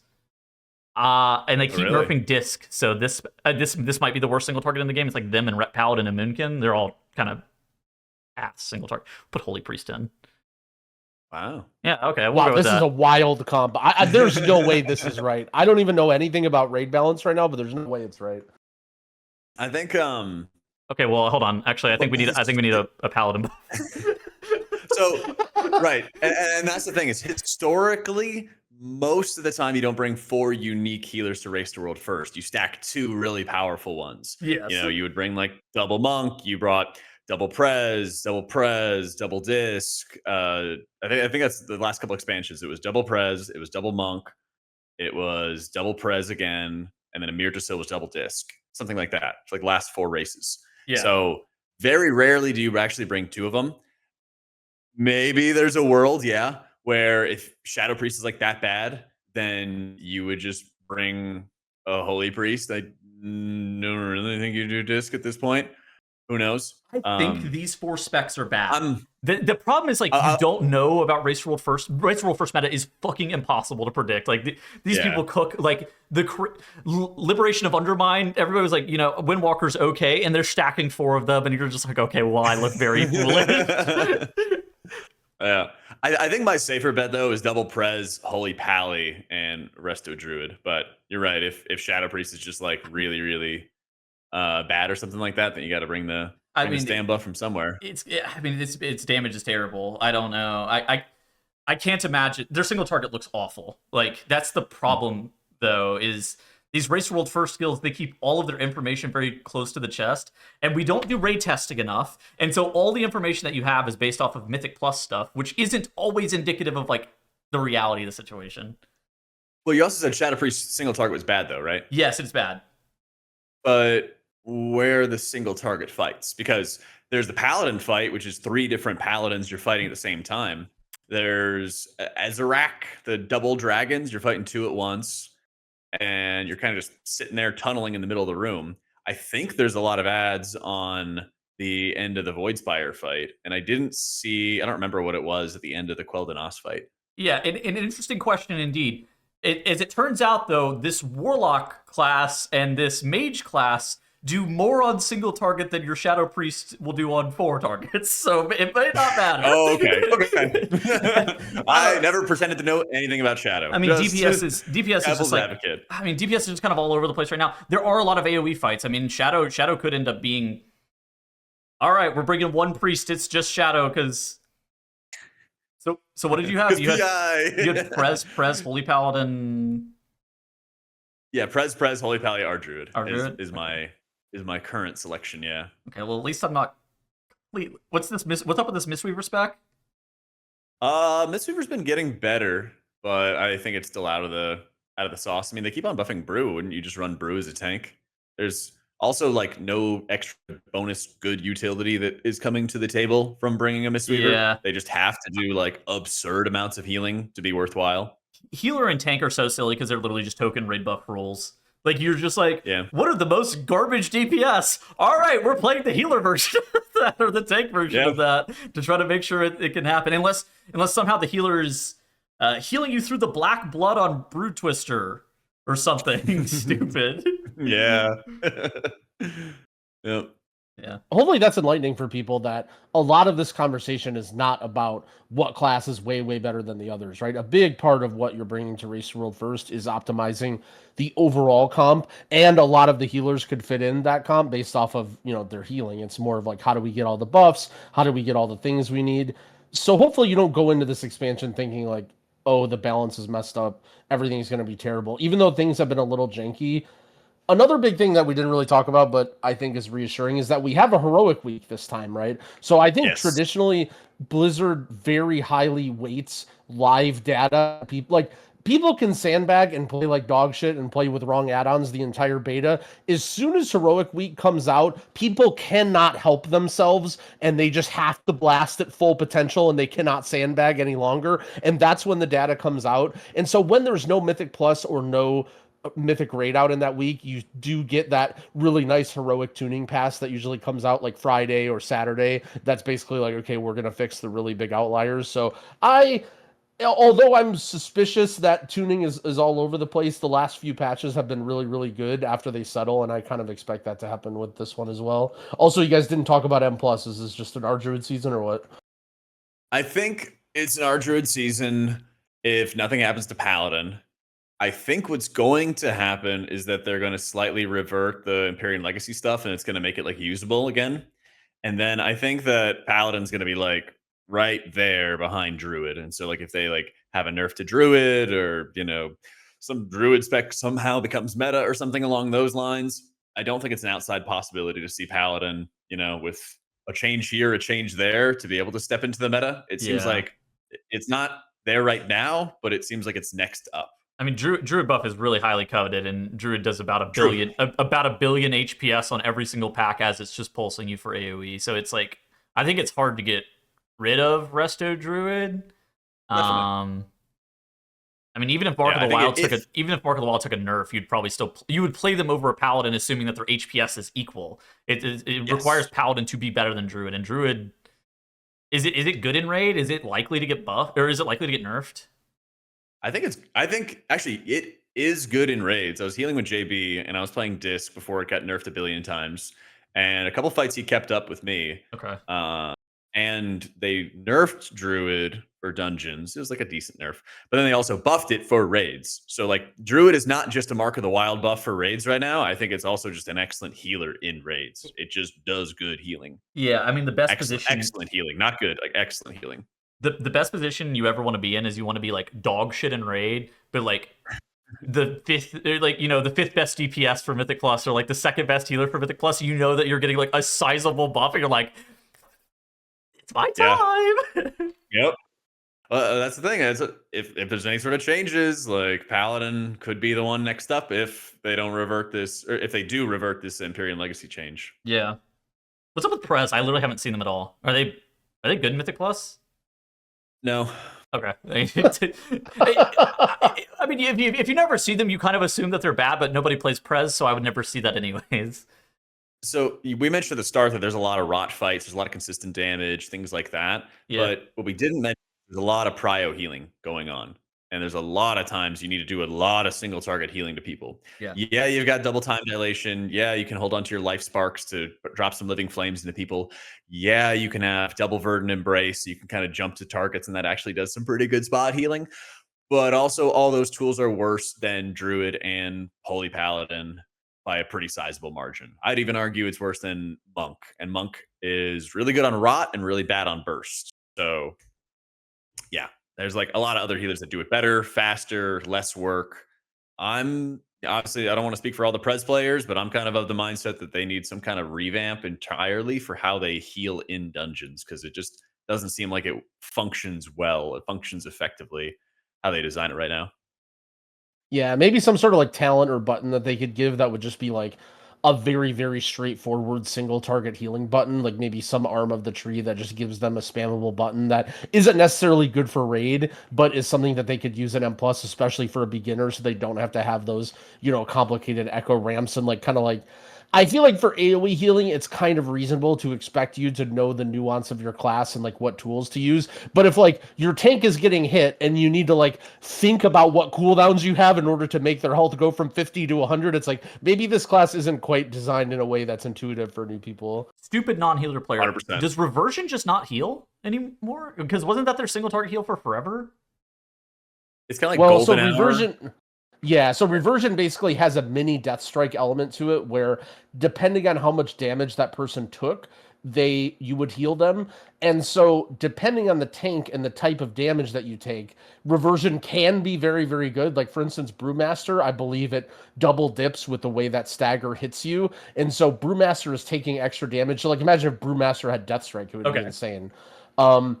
Or for like, let's say there's like a huge initial hit, putting a Reversion on somebody is good, right? Because it negates all of that. But if it's like a 9-second bleed or whatever that's ticking away, Reversion is going to be a lot weaker at that because that mini Death Strike effect only lasts for, I think, 3 or 4 seconds. So that's the problem, I think, with Prez. I don't want to say problem, but the complication in it is that your tools for single target healing are so complex that you really need to be thinking like, do I echo an AoE heal on this guy because I can't use Reversion, or is the Golden Hour going to get good value? And okay, I time dilate this guy, but the damage event is 20 seconds long. At the end of the damage event, he's going to be taking way too much damage, and like, yeah, it's very, very complex, I think, compared to Holy Priest or Resto Shaman, which is just click on party, press heal button.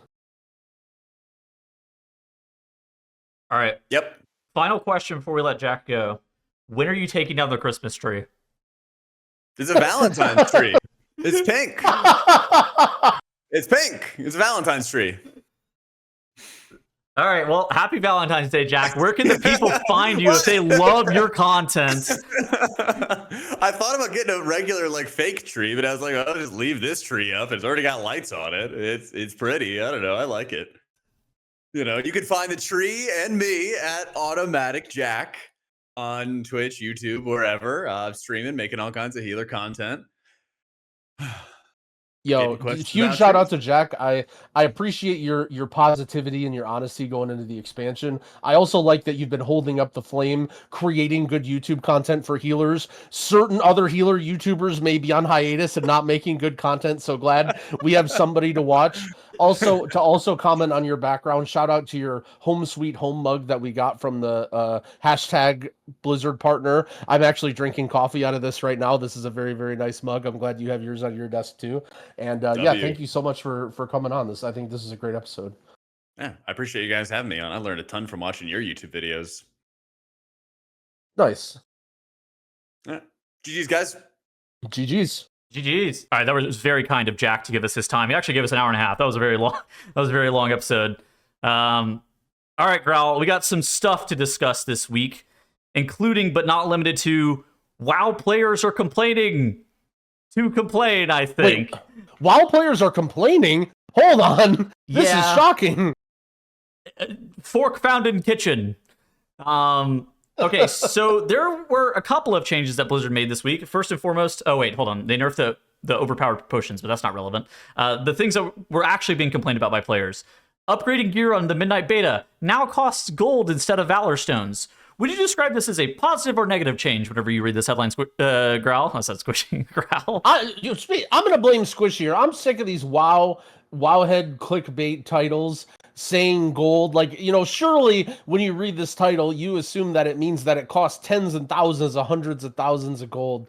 But yeah, so you read this title or you hear this, right? And you're like, okay, what does this mean? And then you look at it and it's like the gold is basically zero. Like 10 gold, 50 gold for an upgrade is virtually zero. So the way I read it, why is it gold? I don't really know. It should just be nothing, but it's such a nothing burger of a thing, right? So essentially they're removing Valor Stones, right? Like Valor Stones are gone Yes. is what I read from this, which we kind of already knew, right? But people are somehow finding a way to be angry at this. The fact that it costs 100 whole of gold to upgrade your ring.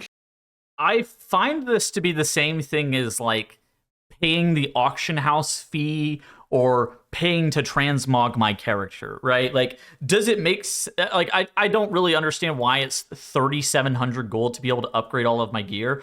At the same time, I find it hard to get mad about 3,700 gold to upgrade all of my gear, and that's about where I land on it. It's like I suspect it's because after you've upgraded the gear one time and you've already used the crests to upgrade it, they wanted some currency for you to use to be able to continue to upgrade the gear the second time or the third time that you do it. But they didn't. But obviously they're deleting Valor Stones, so that currency is no longer existing. And so I think gold does make sense, and it's not really an amount that is worth getting mad about yet.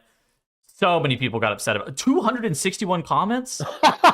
Why does it see they what? It was absolutely necessary to throw a random amount of. What the fuck? Who asked for this? To be fair, everybody just wants it to be nothing, right? I think that's the criticism. Yeah, there isn't a whole lot of reason to make the gold cost. At the same time, it's a nothing burger. It's no gold. And from a game economy integrity point of view, you do need gold sinks in the game, right? Like repairs and all this stuff exists for some reason. I know everyone likes to say, oh, they need the WoW token, blah, blah, blah. You're not buying a WoW token to upgrade your ring into 4 of 6 mythic, okay? Like, this is not what's happening here. I think it's just, okay, maybe I laugh, but from a holistic perspective, you do, right? That is sort of the point of gold sinks, but it's small, right? It's like repair costs. Repair costs are way, way higher than gold sink or this gold sink. But yeah, it's a nothing burger. It's basically everyone freaking out over nothing, which, hey, this is World of Warcraft. If this is the worst part about Midnight is that it costs gold to upgrade your things, it costs 3,700 gold to upgrade your full set of gear to Mythic 6 of 6, which is like, what, the cost of 1 ring enchant or something? Dude, okay, the other thing that players are just complaining to complain about is this one. Earn easy upgrade crests by hanging out with friends in Midnight Player Housing. So you read this title and you think, what does that mean? So there is now a quest that is available where if you visit 4 other players' player house with the homeowner present, then you can get 20 hero track crests, 40 champion track crests, or 60 veteran track crests, or 3 augment runes. It's a selection. and players are mad because, and I quote, they're adding player power to housing. And dude, it just triggers me. First off, there's no player power added to housing. Secondly, it is fucking hero track crests. You could do a 6 and get 20 hero track crests. There's no delve. There's no player power that's attached to it. You could legitimately go and do a delve. I view this, whenever I saw this, the first thing I saw was these 3 augment runes, and I go, wow, that's great. You know what that's going to pay for? That's going to pay for my gear upgrading that I can sell these 3 augment runes. It's just, dude, and I could not believe that people were complaining about this. This was the biggest nothing burger thing to complain about, and yet there are somehow 146 comments. The expansion has to come out. We cannot be complaining about getting hero track crests from housing. I know, I understand, you know, you don't want player power to come from housing. This is not player power that is coming from housing. There's no gear that's attached to this. Dude, do you remember Warfronts? They dropped hero track gear from Warfronts. They dropped hero track gear from World PvP. They dropped hero track gear from Delves. This is not dropping hero track gear. This is 20 crests. Like, please, this is, pick your battles. We gotta pick our battles better. No way, man. The commenters of World of Warcraft, they have an arsenal, man. They're ready to fight every battle. They have their keyboard, they are typing, they read the title of an article before they even can figure out what the article's about. Their hands are already reaching towards their mouse. It's entering the comment box, they're clicking, they're typing words, they don't even know what they're typing. Dude, like, this is, I mean, you know, both sides of this are stupid. So housing is tied to player power, though. Now, here we go. Naturally, they're forcing housing down everyone's throats. Not everyone cares to play with doll houses like a little kid. Bro, you are visiting 4 people's house for hero track crests. You don't have to if you don't want to. Like, please, man, they're not forcing you to do anything. We gotta pick our battles better. Is this like a slippery slope thing? Or I'm interested if anyone who's actually mad about this could share their opinion. Because this isn't housing, right? It's not like, hey, place 37 different things and make a pool table in your house to get mythic whatever, you know what I mean? Like, it's literally just visit a house. It's like if you had to talk to an NPC in Dornigal or Silvermoon or whatever to get the crest. Like, that's the equivalent of what it is, right? Or wait, is this like an anti-social thing where people are just like mad that they have to interact with another human being and that's why they don't like this? Both sides are complaining. That the pro housing people are like, I don't like that they're adding player power to housing. I would prefer it to have the sanctity of the housing be non-player power restricted. First off, it's 20 heroic crests. Let's get it real. There's no player power that's attached to it. And then there's the other side where it's the anti-housing people being like, I don't want to interact with the housing system at all. And it's just like, bro, we please, man, please. I mean, this just goes to show, we were talking a little bit about this in the last episode, the idea of maybe forcing people out of their little bubble to do things might be good. And this is clearly what it is, right? And this is such a low degree of it, right? Like, this is not forcing anyone to do anything. This is not any sort of required grind. This is just, hey, check out the housing system. You know, hey, you're just learn how to use the menus. Like, that's it. Just, we want more, you know, just try it out. You might think it's cool. Like, I mean, hey, maybe you don't care about housing, but your friend who built a cool house might appreciate his friends coming over to do their quest. Maybe you can take 14 seconds out of your day to hang out with your friend and say hi and make his day better so that he can show off the house that he's proud of, right? Like, I don't know. Is this really that bad? That's what I'm saying. I mean, I saw this tweet. It's like, I love housing with all my might, but I don't want player power tied to it. I agree that I don't want player power tied to housing either. This is not what that is, right? Like, this is not player power at all. Like, this is, again, that's like saying player power is tied to PvP if you have to talk to the PvP vendor in town and then like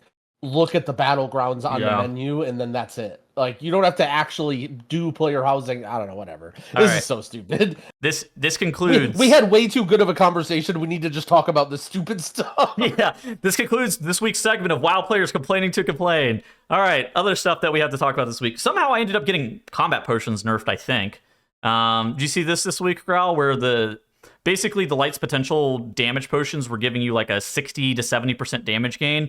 And I released a YouTube video, and not 6 hours later, Blizzard nerfed this shit. I was not happy about the state of my YouTube video. Well, that's something that you should have been used to. I mean, that's something that was very regular for you to release a bug video, and then Blizzard fixes it immediately. I'm surprised you're not used to that. Yeah. So I've only played healers on beta so far, so I've heard this idea of like potions, but I haven't like got to feel it for myself. And so what exactly is the change? So compare compare the potions pre and post nerf to kind of how we've come to expect potions. Yeah, so previously a potion was like a maybe a 15% damage increase, and now they were a 70% damage increase. So actually not pressing them, it was a 70% damage increase during the duration of the potion being pressed. So not pressing the potion was a huge damage differential, where players began basically routing Mythic Plus dungeons around having this 65 to 75% DPS increase while the potion was active. It ended up getting cut in half. It was giving like 1400 main stat. Now it's giving like 695, I believe is the number. Yeah, so main stat reduced by 50%. Like, I think that for most people, they were going to be mad that they felt more inclined to buy potions. Now, I don't think that potions were ever going to be required for anybody that's not trying to push the rank 1 Mythic Plus title. But you were going to feel, you would feel it whenever you didn't have the potion, because it was such a large damage gain. And again, all the routes were being designed around it, where the first pull of the dungeon, it was Bloodlust plus potion. And then as 5 minutes comes up, everybody's pressing their potion on the exact same pack. You're over pulling. Everybody's pressing their offensive CDs and their potion, and you're killing that pack. And then 10 minute comes around, you press Bloodlust and you press all your potions again. And it kind of, it's interesting in the sense that it created a routing discrepancy because of the potion. At the same time, it was kind of annoying, like, because it was coming from this third party thing, and I would argue was almost reducing the amount of options that you had, because it was required that all 5 people were pressing the potion at the exact same time on this thing. It was kind of like a second lust, I guess I would say, is about the power that it was. Yeah, I think I don't mind potions being stronger and it being interesting. Unfortunately, I don't really think for most people's gameplay it ends up being that way. I think a majority of people just macro the potion into whatever their major cooldown is, and then they just press them together, and they don't really think about how they use potions. Also, potions don't really change anything. It just damage buff, damage go up. So, to me, it's not really super interesting. Like, I don't really care here or there. I do... For me, I've always found interesting is the utility potions, the idea of being able to use speed pots and damage pots and even like the gust of wind stuff. But the fact that utility and damage pots share a cooldown with your damage potion, and the damage potion being good, means that you're so not incentivized to use any of the fun, interesting utility potions. So I would like a return to those sort of potions and gadgets or whatever as a means to how you use pots, rather than just making the damage pots really good. But I don't think it matters a whole lot either way. I mean, I'm kind of with you. I remember I did sims in like Legion and BFA about like damage potion, like how much damage you got out of a damage potion on a per press basis, and you gained on your entire group per press of a damage potion, you would gain 1 to 2 tenths of a second per press, right? That was the old one as well, where you were pressing it every minute. And so, like, once I figured that out, then we started skestepping on CD, right? Or we started using Lightfoot potions on CD, because that was a lot more valuable than the damage that you would gain. I think potions were one of those things that people believe that they are better than they are in almost all situations. It's kind of crazy, because like there's like also the opportunity cost of like 4, you have a bunch of people doing damage in your group, and it's like, I think getting the pack stacked faster, how long did it take to gather a pull, time spent running from pack to pack, those are things that people refuse to try to optimize, and instead they're trying to optimize their potion usage or something, right? Yeah, that makes sense. Yeah. Okay, last thing that we got for this week. You see Omnicd's back? I did. And this worries me a little bit. Personally, okay, I've never thought that Omnicd is really that big of a problem. I also think it's not really that useful. So I guess when I say it worries me, it doesn't really worry me that much. I don't care. It's just kind of funny to see that this was something that everyone made such a big deal about, and now it's actually just potentially in the game or whatever. Is there like there's some weird workarounds, right? Like this isn't necessarily just Omnicd is back. There's like some weird logic and stuff going on behind the scenes, right? Yeah, they're doing some of the stuff is doing bypasses on secrets that shouldn't be doable. So some of the secret values shouldn't be able to be bypassed. I think there's like an interrupt bar that's like the way that it's getting around it is like so stupid. Something about like creating like a number 0 to like 100,000, then it's using like what the number turned into to be able to bypass it through secret chat channels. It's like this whole stupid thing that you shouldn't be able to do. Yeah. I wouldn't be shocked if there was a different workaround than the one that's being done, but like I suspect that the one that's creating the Omnicd right now is something that's likely to get removed. Now the kick tracker one is more interesting because I think there's ways of reading like successful interrupts and stuff like that and being able to attribute that to people that even if the Omnicd gets deleted, the interrupt trackers might be able to stay based off of like status events that they're reading off of the mobs.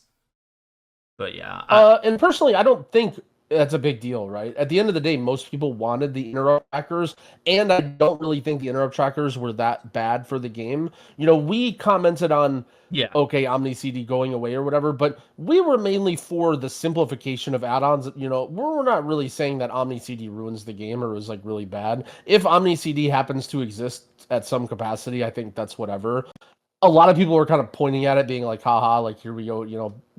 The real question is, like, why did Blizzard do any of this now? Because this was, like, one of the first add-ons that we expected to go, right? And if this add-on is staying, it's what did we even accomplish? Which, I mean, we've been kind of saying that the last few episodes now of it feels like the whole add-on change didn't really do anything, but we'll see. Hopefully the framework that they put in place will do what they want to do, whatever that is. Yeah, I don't know. Again, I think kick tracker is something that, like, why can't there just be a kick tracker in the game? You know, is it really that hard to be like, have a kick tracker or also like a defensive tracker, right? Like, what about assign every class 2 defensives and then just it shows it by their party frames? You know, like, why is that really that complicated? Like, you always see these UIs from people where they have like a super complicated Omnicd where they track 17 different abilities from every single. You know, they're not looking at that shit. Right, that's stupid. Like, what's the point? But I don't see why. I mean, a big thing that I want to be an advocate of is having these tools implemented very well in the base game. Yes. Rather than like, oh, I don't want these tools to exist. Yeah. I mean, I think that, like, I mean, Jack mentioned it earlier that bolts can go off up until like pretty high key levels. And as long as it's not like overlapping with some insane AoE, you're just kind of alive. Since from my guild, he started doing like a key session earlier, and he was like, there was only one time in the entire like session that he was playing, he was like, yeah, I would have liked a kick tracker then. It was like one of the bosses, but he was like, yeah, every other time it was just like FFA kick and we were all fine, which is good. I think I mean, it kind of comes down to mob design, and I think that designing mobs in a way that you don't need a kick tracker, assuming that the kick tracker gets deleted, that's a good thing, and I think it makes the pacing of Mythic Plus specifically better. But I mean, these workarounds are a shit show. I'm interested in seeing what ends up happening with the race world first. Like, I wouldn't be shocked if somehow they figure out a way to like have somebody outside the raid doing computational add-on shit, and somehow they're feeding data to them. Oh, I can't wait to see what kind of tools they come up with. We know there's going to be a shit show there. I mean, it's going to be bananas. I mean, people are... One of the most asked questions in my chat would be like, wait, I thought add-ons were getting deleted. What happened with that? And it's just like, I have bad news for you. Yeah, well, that's what's funny about the Jack interview. That, granted, he's on one side, he's on my side of this argument, so it's not to say that, oh, I told you so, but it's funny to hear him say things like, yeah, healing's actually pretty hard, and yeah, Holy Paladin's actually pretty good. It could be in the meta if it gets a change or two, or oh yeah, these dungeons are blah blah blah. It's like, yeah, I think a lot of people, if you've been just reading the headlines or hearing the noise, you're going to expect something wildly different. But we're getting to a point now where I think Midnight is going to be just another WoW expansion where pretty much everything is going to be very, very similar. Not to say that's good or bad, right or wrong, just that if you come into Midnight expecting some wild change, you're probably going to be in for a rude awakening. I mean, I think it's going to feel very similar to the War Within. I personally, my biggest worry with Midnight is that I worry that it's not going to have like as strong replayability as other expansions. I worry that it's not going to have the sticking power, but it still feels like you're playing World of Warcraft. And like, as we're getting closer to the expansion launch, I'm actually getting more and more hyped for the expansion to come out. So I'm excited. Yep. I'm ready. for new I'm content. noticing it too. I actually, to comment on the Zorthus video too, I noticed Zorthus's video did very, very well, and it was like a very nerdy specific video. So to see videos like that do pretty well makes me excited that other people are excited as well. Yeah. All right. Any final thoughts before we head on out of here this week? I actually have I have a Q&A. Okay. I've been submitted a question. I'm gonna bring on my friend Dorky here. He has a comment. He has a question for Tettles.